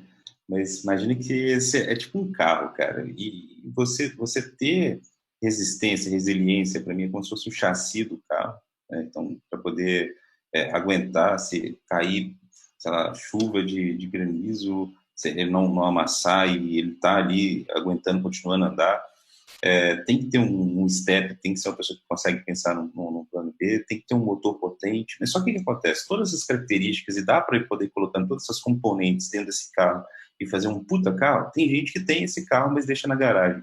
Então, não empreendeu, tá ali, tem todas essas características, tá parado. Na verdade, esse carro só vai andar se ele tiver combustível. E o combustível, para mim, é o propósito. Então, não adianta você ter todas essas características e características que, inclusive, você tem um propósito, nem precisa de ter esse carro foda, potente, todo. Essas outras coisas você pode ir aprendendo ao longo do caminho, sabe? Então, às vezes, você pode ter um carro simples, sem todas as suas competências, mas você tem propósito, então ele já começa a andar, já começa a rodar, e ao longo do tempo, você vai passando e vai. Não sei se vocês já jogaram, jogou o GTA San Andreas, que tinha um lugar que você ia equipando os carros e mudando eles. Na vida é a mesma coisa, você vai equipando ele ao longo do tempo, você vai melhorando ele. Mas sem propósito ele não anda, é o combustível. Bem, acrescida aí a fala do Jean e do Thiago, concordo, né, número, gênero e grau. Eu acho que eu diria duas características que eu vivi esse ano e estou vivendo ainda. Coragem, acho que é preciso muita coragem para poder correr os riscos que o universo empreendedor nos coloca, justamente as incertezas, as inseguranças, os desafios, as burocracias, como se você tivesse pisando em ovos no escuro, com a chuteira de campo, então é muito delicado. E resiliência. São os dois sentimentos que eu tive esse ano. Em janeiro, pedi demissão da empresa que eu trabalhava no sistema de gestão integrado da Quempetro Engenharia, com a sede aqui em Salvador. Foi a maior empresa de consultoria de projetos do Norte e Nordeste. E eu pedi demissão, e a sensação que eu tive é que eu estava pulando de um penhasco sem asas e para aprender a voar durante a queda. E na minha cabeça eu tinha uma reserva de emergência, né, de 3, 4 meses, se eu não conseguisse nada. Eu voltaria para a Quempetro, porque as portas ficaram abertas, pedindo, olha, me desculpa, meus planos deram errado, me contrate de novo, por favor, preciso pagar minhas contas. Mas as coisas começaram a acontecer e eu fui me adaptando no caminho. Então, hoje já fazem 10, 11 meses que eu pedi demissão, ainda não chegou a hora de voltar para a Quempetro, eu espero que não chegue tão cedo, E eu sigo em queda livre, mas me adaptando ao longo do caminho, com um propósito muito bem definido, que o Thiago falou. Não saltei de cabeça no nada, saltei de cabeça nas minhas convicções, nos meus sonhos e naquilo que faz sentido para mim. E eu acho que por esse motivo, por ter um propósito tão bem definido, que as coisas acabam acontecendo. É quando a gente ora e elabora, né? Ora e trabalha, que as coisas acontecem. Então, tenho muita fé em Deus, oro muito todas as noites para que Ele guie meus caminhos e sigo fazendo a minha parte para que eu não precise retornar aqui em Petro. Recebi até um convite, por sinal, há 2 semanas, abrindo parênteses, do meu ex-gerente me chamando para um café, dizendo que tinha uma oportunidade lá para mim, se eu não pensava voltar. Eu deixei em aberto, mas disse que seguiria com meus planos. Então, assim, não precisei voltar ainda, eles já me convidaram novamente e eu sigo aí em queda livre, criando asas enquanto aproveito o processo, porque a experiência é muito bacana. É desgastante, mas é um aprendizado ímpar para a vida e agrega demais. Então, aproveitei que ser novo também, eu ouvi isso da minha mãe. Falou, filho, você tem 24 anos, né? Quando eu pedi demissão tinha 23, então ela falou, olha, na pior das hipóteses, você não tem filho, não é casado, como o Thiago falou, né? Só vai, a hora é agora de errar, e eu me permiti errar e viver essa experiência, então assim, tá sendo bacana, tá sendo a escola para a vida mesmo. Cara, e eu acho que essa ideia do propósito que vocês comentaram não só é uma qualidade de característica, mas também é uma das melhores coisas quando você empreende, né? De estar podendo viver o seu próprio propósito, né? Então, tu ter isso bem definido e poder viver isso, cara, isso remete lá à primeira pergunta que a gente comentou da lágrima no olho, mas falou, cara, não voltaria atrás por nada e realmente não voltaria atrás por nada, porque você está fazendo o teu próprio destino, é uma das melhores coisas que você pode ter como crescimento pessoal e profissional, hein? Porque muito propósito, apesar de a gente ter colocado isso como algo super importante, às vezes a gente falar assim, às vezes pode preocupar as pessoas por chegar e falar assim, poxa, mas eu não sei qual que é o meu propósito. Não, tá, tudo bem. O propósito, na verdade, eu acho que, voltando, igual você comentou lá na frente, quando tem um matagal e você está lá naquela faquinha, eu acho que o ato de você estar ali acaba que você começa ali mesmo, naquela circunstância, a descobrir mais o seu propósito. Então, obviamente, você tem, a partir de uma fagulha inicial, de uma iniciativa, cada vez mais você vai vendo que é aquilo mesmo que você quer.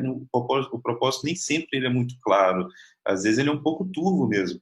E você tem que ir lapidando ele, mas só que ele só vai lapidando ele à medida que você vai caminhando e exercitando ele. Você deixar ele parado e esperar assim, poxa, eu vou acordar aqui, quero ver que esse é o propósito. Muitas vezes a gente erra mesmo. Às vezes a gente acha que é aquilo, a gente se frustra, mas a gente vê que o caminho, na verdade, a gente só tinha que dar um pouquinho a volta e continuar.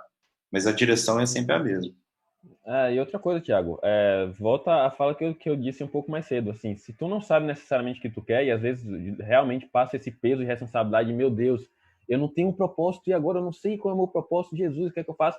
Tenta começar pelo que tu não gosta. Se tu não sabe o que quer, você pode começar pelo que você tem certeza que você não quer.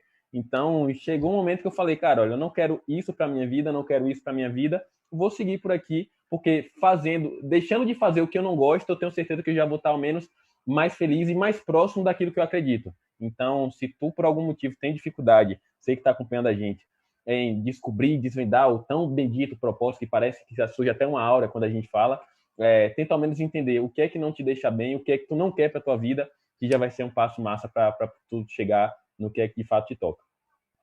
E tem uma declaração que o Jim Carrey fez uma vez, né, que o Jim Carrey ele falava assim, eu queria que as pessoas tivessem fama, fortuna e sucesso para elas verem que não é isso que é a resposta, né? Então, também o propósito ele nunca pode ser pontuado em cima desses estigmas. É só o dinheiro, é só... Porque isso são coisas rasas. Então, o propósito, na verdade, é uma coisa mais profunda. Por isso que eu acho que você vai lapidando ele.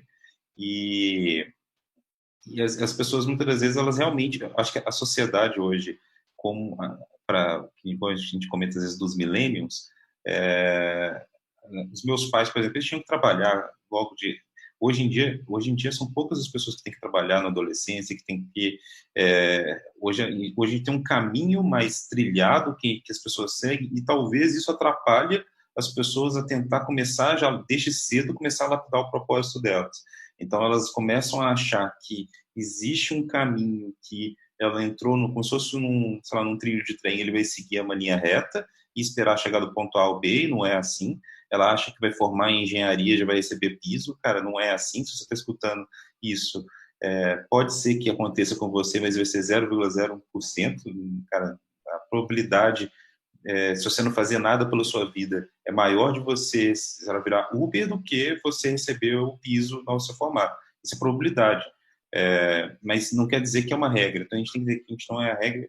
Eu vejo que esses contextos, né, que a gente está, às vezes, mais atrapalham do que ajudam. A gente, igual comentei dos meus pais, meus avós, eles estavam mais susceptíveis a dificuldades mais cedo, de trabalhar, de ir bater a cara a tapa. Meu bisavô, ele foi abandonado, por exemplo, ele veio da Síria, a família dele mandou ele com uma passagem só de ida, sem de volta, chegou aqui no Brasil, virou mascate.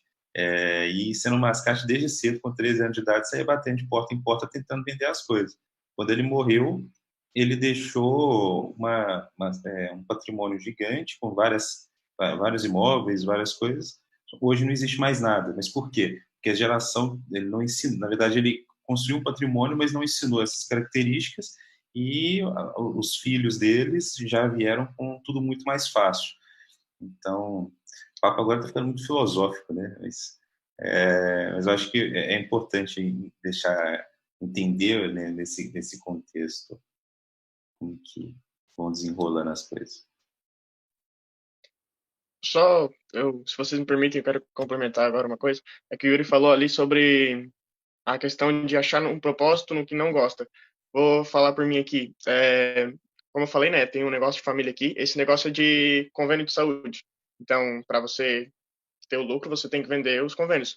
Sobrou para mim fazer a questão da venda, né? Aí eu olhei, meu pai e meu irmão me explicou, era questão em venda, batendo porta a porta, chamando o pessoal na casinha assim, e conversar com a pessoa para fazer a venda. Uma venda totalmente psicológica. Eu olhei assim, meu Deus, cara, não, né? Ficar batendo de casinha em casinha e tal.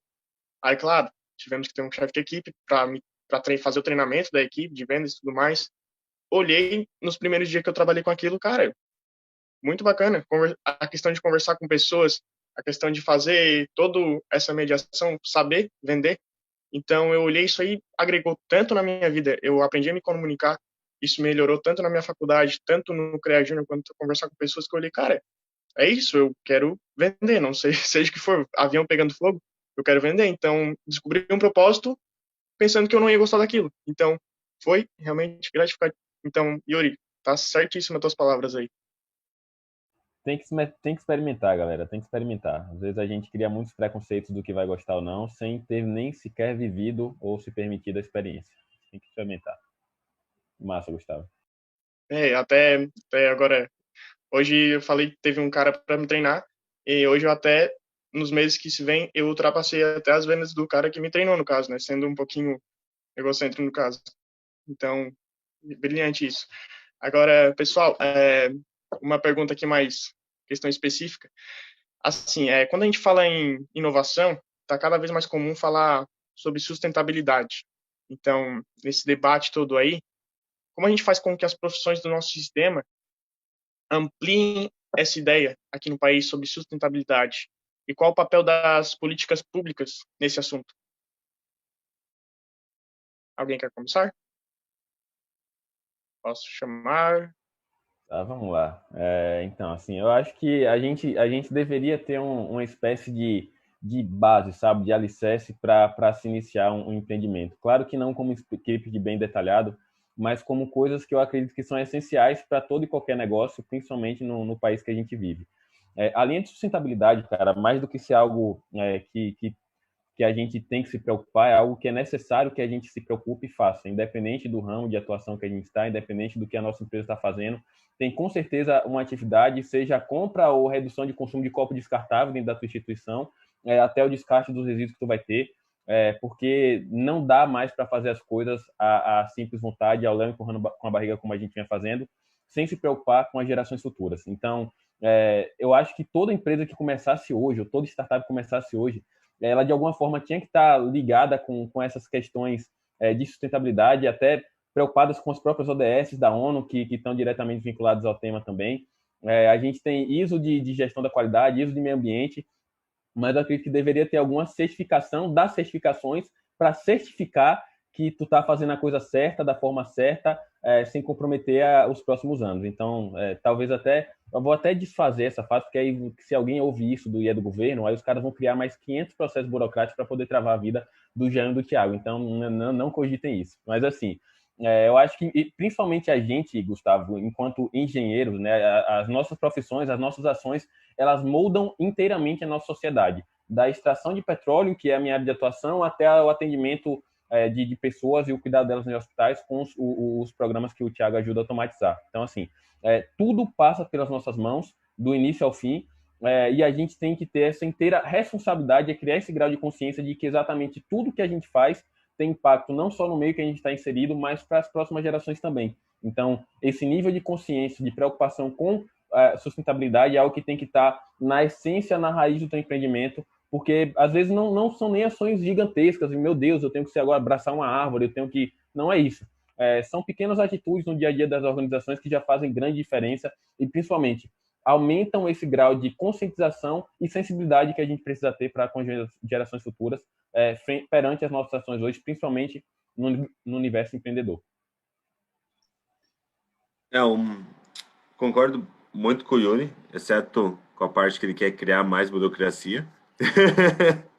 mas quando a gente fala em sustentabilidade, né, às vezes parece que é um processo gigante e tudo mais, mas basicamente a sustentabilidade ela está ligada em você ter recursos, né, em você conseguir capitalizar, digamos assim, só que sem atrapalhar, né, sem comprometer as futuras gerações, né?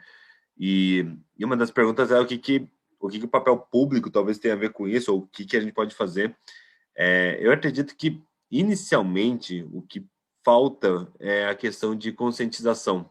Então, explicar essa questão, como podemos ser mais sustentáveis economicamente, ecologicamente, enfim, mas a gente trabalhar mais essa parte de conscientização, entender, porque, querendo ou não, se fala em sustentabilidade, é uma palavra linda que todo mundo conhece, mas às vezes a ideia de sustentabilidade é, vou cuidar da Amazônia, vou abraçar uma árvore, então tá um pouco aquém disso, né? E às vezes são ações muito simples que você pode ter na sua empresa, né? Não precisa lá gastar rios de dinheiro porque eu quero despoluir o rio, mas são ações que a tua empresa precisa ter, né? Para ela ser sustentável economicamente e também para futuramente não estar denegrindo nenhuma outra geração, né?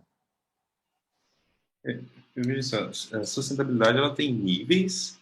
Então, por exemplo, se você tem uma empresa onde só tem uma pessoa que faz cada uma das atividades, só tem uma pessoa do financeiro, ninguém mais sabe, só tem uma pessoa que faz o desenvolvimento, ninguém mais sabe, isso não é sustentável, porque se uma pessoa sai, então esse é um nível, e a empresa entende isso, e ela vai, quem entende que tem uma dor atrelada a isso, que ela pode perder a um curto, médio prazo, ela vai lá e coloca uma outra pessoa. Eu estou precisando de alavancar a empresa, então eu vou pegar, por exemplo, um empréstimo de um banco, usar isso como garantia de outro banco e ficar fazendo... Não vou fazer isso porque eu sei que isso é insustentável, não tem sustentabilidade nisso a médio e longo prazo.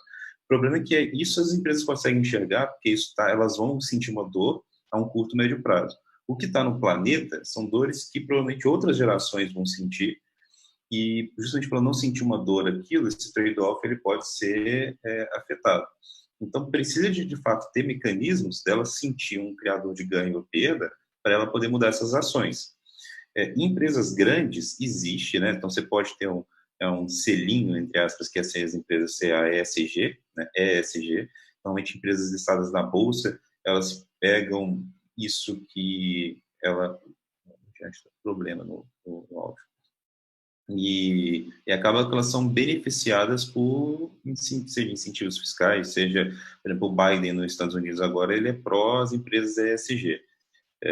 Então, as empresas que têm as políticas, né, de sustentabilidade, elas vão ser beneficiadas. Você pega, por exemplo, sei lá, a HP aqui no Brasil não tem isso, mas lá fora ela tem uma sistemática que você devolver os cartuchos.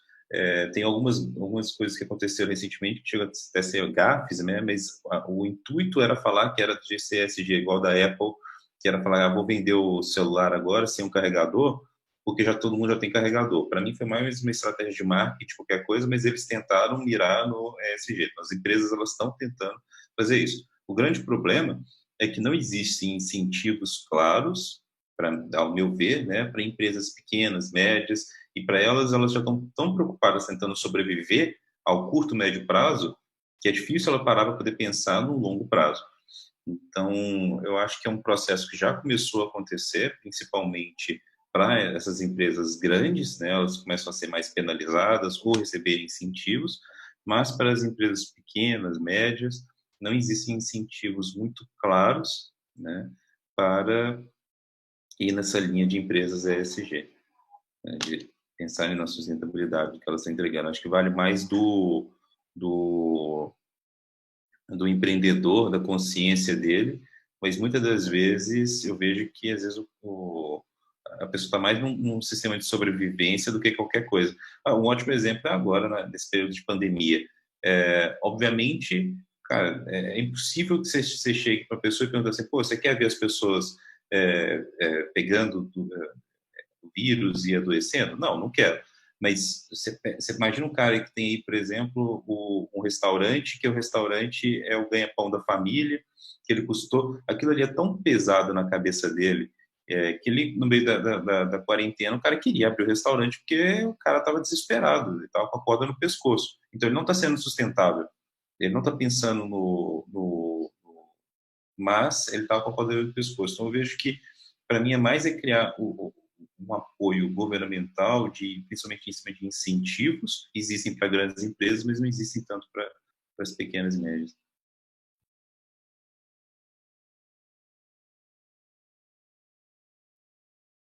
Eu falando com o áudio desligado, o mediador tá ligado aqui.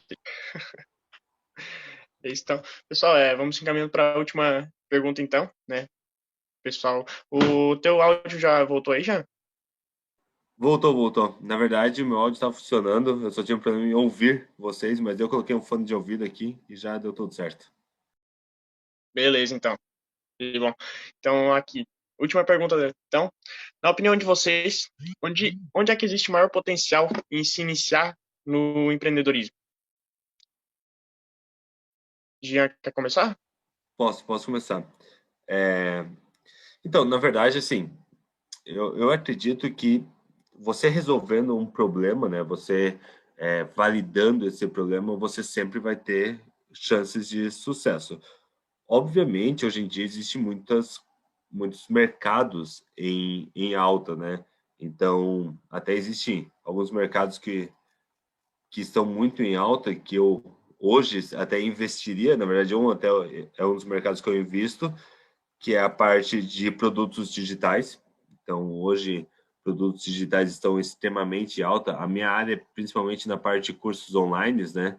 Então, a gente vê o crescimento, o crescimento da quantidade de cursos online diariamente. Assim, se tu pegar plataformas como Udemy, Hotmart, Eduz, tu ficar olhando o crescimento que teve, cara, chega a ser absurdo.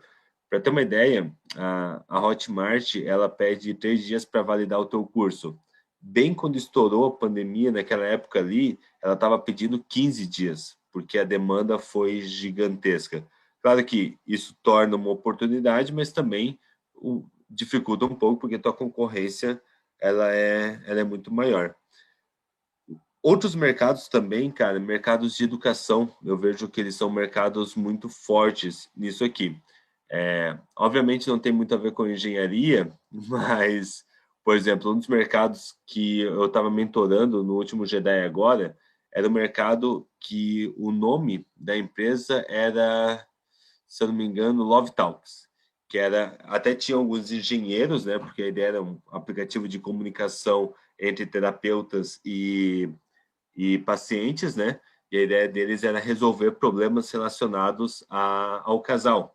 Então, isso eu vejo também que é um mercado que agora com pandemia e pós-pandemia também vai crescer muito. Mercados de terapias, esse mercado relacionado a isso. Porque muita gente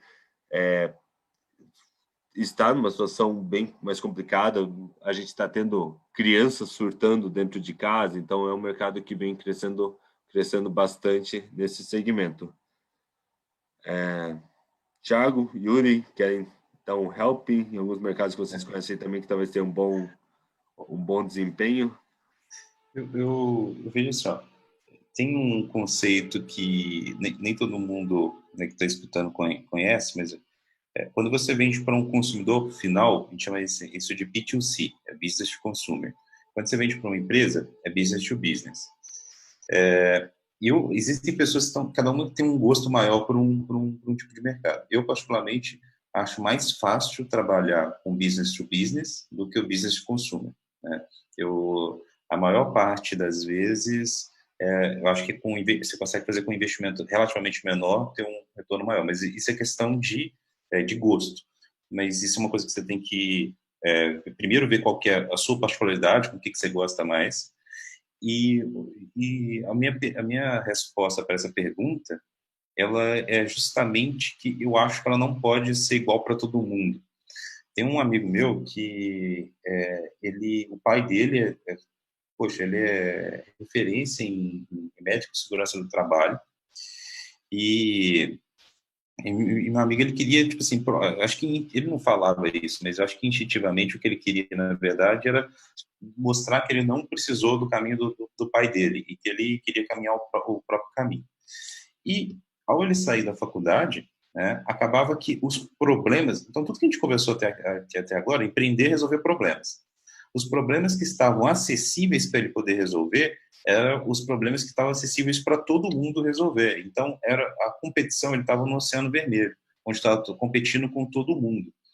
Então, ele tinha uma vantagem estratégica, que era se aproximar do pai dele para entender problemas que não estão acessíveis para todo mundo resolver. Então, eu vejo que muitas das vezes, quem às vezes só sai da faculdade e vai empreender, ele está mais propenso a ir para o caminho B2C. Por quê? Porque os problemas que eles conhecem são os problemas que estão próximos dos consumidores. E, no meu caso, por exemplo, que eu fui para um caminho mais B2B, da maior parte das organizações, para mim poder ter resolvido eles, seria impossível eu ter ido para lá se eu não tivesse entrado numa outra empresa, se eu não tivesse trabalhado em outro caminho, para poder descobrir que existem aqueles problemas. É impossível, por exemplo, pelo pouco que eu conversei com vocês, talvez o Jean, o Yuri, saber de qual que era aquela dor específica que acontecia naquela dor do hospital, e ter proposto, por exemplo, um software para aquilo ali. Então, eu considero que cada pessoa tem contextos diferentes e eu tentaria ir para um caminho onde que você consegue ter uma vantagem competitiva perante as outras pessoas, onde você consegue enxergar problemas que as outras pessoas não conseguem enxergar, porque ali você vai conseguir ser mais competitivo. Se você não quer dizer que você fazer uma solução aberta é impossível de ter sucesso. Acontece que vai ser muito mais, a concorrência vai ser muito maior e vai ser mais difícil. Por exemplo, quando o pessoal forma em engenharia ou um curso técnico, a primeira coisa que eu vejo o pessoal querendo fazer vou fazer uma empresa de automação residencial. Mas por quê? Porque é aquele problema que ele consegue enxergar, mas todo mundo tenta fazer isso, acaba que ninguém consegue. É muito difícil você conseguir realmente ser bem sucedido. Mas existem empresas que a gente chama isso de domótica, né? Que conseguiram crescer no ramo de domótica. Só é um mercado mais difícil. Então, na minha recomendação de mercados, tem alguns mercados que realmente, aí de uma maneira mais geral, igual o Jean comentou, que são onde existe uma tendência maior agora de crescimento, mas mesmo dentro deles, eu tentaria aproximar de nichos, então acho que seria essa minha resposta, onde eu acredito que nichos é onde você consegue ter maior probabilidade de sucesso. Não, incrível, Thiago, incrível, Jean. Isso do diferencial, cara, é muito importante porque, assim, às vezes a gente cai na armadilha, e tem muito isso hoje, de fazer mais do mesmo. Quando que, na verdade, o que te diferencia é exatamente o que tu vai fazer de diferente dos demais. Porque senão tu já tá no mar com tanta concorrência e tu entra para ser mais um, porque é a onda do momento, porque é o que tá todo mundo fazendo, não é muito bacana. Tu pode entrar no mercado mais maravilhoso do mundo, mas se tu entra para fazer algo meieiro, na meia boca, ou para ser mais do que já oferecem, tu perde a tua identidade, que poderia ser o teu diferencial. Então, independente do ramo que tu esteja entrando para empreender, esteja ele mais propício ou não para investimentos, para capital de giro, dinheiro rodando naquela coisa, Se tu entrar para fazer mais do mesmo, todo esse potencial ele vai ser com certeza desmoronado. Uma outra coisa que o Jean falou é do digital, e assim, hoje o digital ele está em altíssima, e está tão em alta que eu diria que até um dos mercados que, ao menos eu hoje, estudo, e que é algo um pouco fora da minha área de atuação, mas que tem um pouco de engenharia de computação, um pouco dessa coisa, que é o mercado de esportes. Só trazendo literalmente um ponto totalmente fora da curva, mas é que é algo que eu venho acompanhando por entender que daqui a alguns anos, e hoje já vem sendo um grande potencializador de investimentos e de oportunidades para negócios crescerem no Brasil, e isso está acontecendo. E saindo um pouquinho também, até para complementar o que o Thiago e o Jean já trouxeram, que eu concordo em número, gênero e grau, que assim, problema tem por todo canto, como já falamos. Então, se você não sabe necessariamente o que começar ou em qual setor começar, tem inúmeras empresas, startups, organizações, o próprio governo está estimulando bastante isso, que são, que eu venho batendo na tecla e tenho entrado de cabeça esse ano, que são os hackathons. Então, a gente teve mais recente a experiência que foi o hackathon da NASA, em que eles trouxeram problemas das mais diferentes vertentes e temáticas para que nós, estudantes, profissionais das mais diferentes áreas, pudessem propor soluções. Então, no ano passado, o vencedor da etapa mundial do hackathon da NASA foi a equipe aqui de Salvador, ganhou o maior hackathon do mundo, foi vencido pela equipe baiana, formada por 2 estudantes de engenharia, um estudante de administração e um outro estudante de publicidade, e eles desenvolveram um mecanismo que pega carona nas frotas de navegação para poder coletar plástico e microplástico no oceano. Então, assim, uma ideia sensacional de ainda estudantes que pensaram em problema que envolve engenharia, que agora, mês que vem, passada essa pandemia, eles vão estar viajando para poder conhecer a NASA, receberam aceleração, vão para a banca de investimentos, e daí a coisa segue. Então, assim, hoje existem muitas iniciativas como Maratona de Hackathon que dão o problema para você, então já te entrega algo que a gente bateu lá no começo, cara, soluciona o problema. Então, um hackathon, ele já te entrega o problema, o que é que eles querem que seja solucionado, e tu pensa na solução, e aí essa solução pode vir a virar um modelo de negócio, pode vir a virar uma startup, uma empresa, e isso para tu já pode ser um grande passo. Então, assim, eu não me atreveria a dizer um setor hoje, vai para isso, vai para aquilo, porque eu acho que, novamente, definir caminhos é algo muito pessoal, vai muito do que tu gosta, vai muito do que tu se identifica, vai muito do que tu não quer, mas que atentem-se ao digital. Se o negócio ele hoje não está no digital, ele com certeza estará falido daqui a um período muito curto de tempo. Mas quanto ao setor em si, se tu proporcionar algo diferente, uma experiência diferente, cara, tu vai conseguir gerar valor, agregar valor, carregando todo esse conteúdo que a gente já conversou aqui também no dia de hoje, e isso vai fazer muita diferença. Então, assim, atentem-se ao digital, atentem-se a não ser mais do mesmo, e atentem-se aos problemas, porque hoje tem muita coisa que precisa de solução. O próprio coronavírus veio para isso, e os próximos anos não serão diferentes. A gente estava tranquilinho, virou o ano, todo mundo Réveillon, virou de branco ou de amarelo, botamos dinheiro, chegou o coronavírus, baque, nada, AD, e aí hoje está todo mundo, cresce depressão, e aí ao crescer depressão, porque as pessoas estão ansiosas de casa, cresce a demanda por psicólogos, e aí por crescer a demanda por psicólogos, podem ter certeza que vai aumentar o número de cursos ofertados por psicólogos nas instituições de ensino, e isso vai desencadeando uma série de reações não programadas, porque nós não estávamos preparados, e que os próximos anos vão ser da mesma forma. Outros coronavírus virão, não em forma de doença, de pandemia, mas de modificações que a gente não estava programado, mas que vão pegar a gente de surpresa, e aí é que vai surgir todas aquelas habilidades que a gente comentou. Resiliência, adaptação e coragem para enfrentar os riscos que a gente vai estar inserido mais lá no futuro, para poder, então, de fato, empreender e fazer a diferença onde a gente está inserido. Então, é nessa linha. Sim, então, pessoal, alguém quer completar alguma coisa? Podemos ir encerrando. Bom, ia abrir para as perguntas, mas acabou que o pessoal não fez, então acho que vou dar alguns avisos aqui. Pessoal, o quiz de hoje de manhã, ele não correu por alguns problemas técnicos, então ele vai ser realizado à noite pelo pessoal, então não perde lá, a gente vai ter as premiações e tudo mais, não perde o quiz, vai ter perguntas sobre a palestra de ontem, sobre o CREA Júnior também, sobre o sistema. Amanhã teremos outro quiz sobre também este painel aqui, sobre os outros painéis, sobre as outras palestras, então não perde isso também, que vai ser bacana pra caramba. E agora, deixar todos os agradecimentos aqui, pessoal. Foi uma chuva de conhecimento mesmo, foi gratificante estar aqui com vocês nessa conversa aqui. Então, em nome de todas as instituições aqui, a gente deixa o nosso obrigado aqui a esses engenheiros, nosso sincero agradecimento mesmo, pessoal, e pela disposição de vocês em estar participando do NX Experience. Muito obrigado mesmo, pessoal. Então, outra coisa, vai ser disponibilizado agora o formulário para você estar confirmando a presença. Então, só preencher lá, rapidinho, preencher só algumas questões de dados pessoais para você estar confirmando a presença e receber o seu certificado. Eu também vou preencher, né? Claro, também não vou deixar de... Mas é isso então, pessoal. Alguém quer falar mais alguma coisa? Alguma conclusão? Então tá. Pessoal, só agradecer mesmo, né? Espero que a gente tenha mais incentivado vocês do que desincentivado, mas é o que a gente comentou. Fácil não é, gratificante com certeza é muito. Então, espero que todos vocês possam caminhar aí num dia nessa visão de empreendedorismo. Bom, pessoal, agradecer demais ao convite, né? Acho muito bacana esse evento.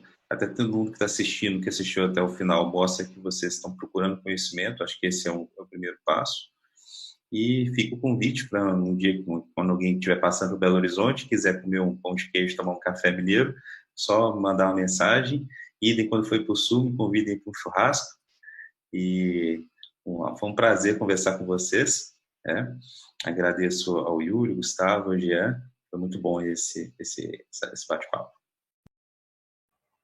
A gente agradecer também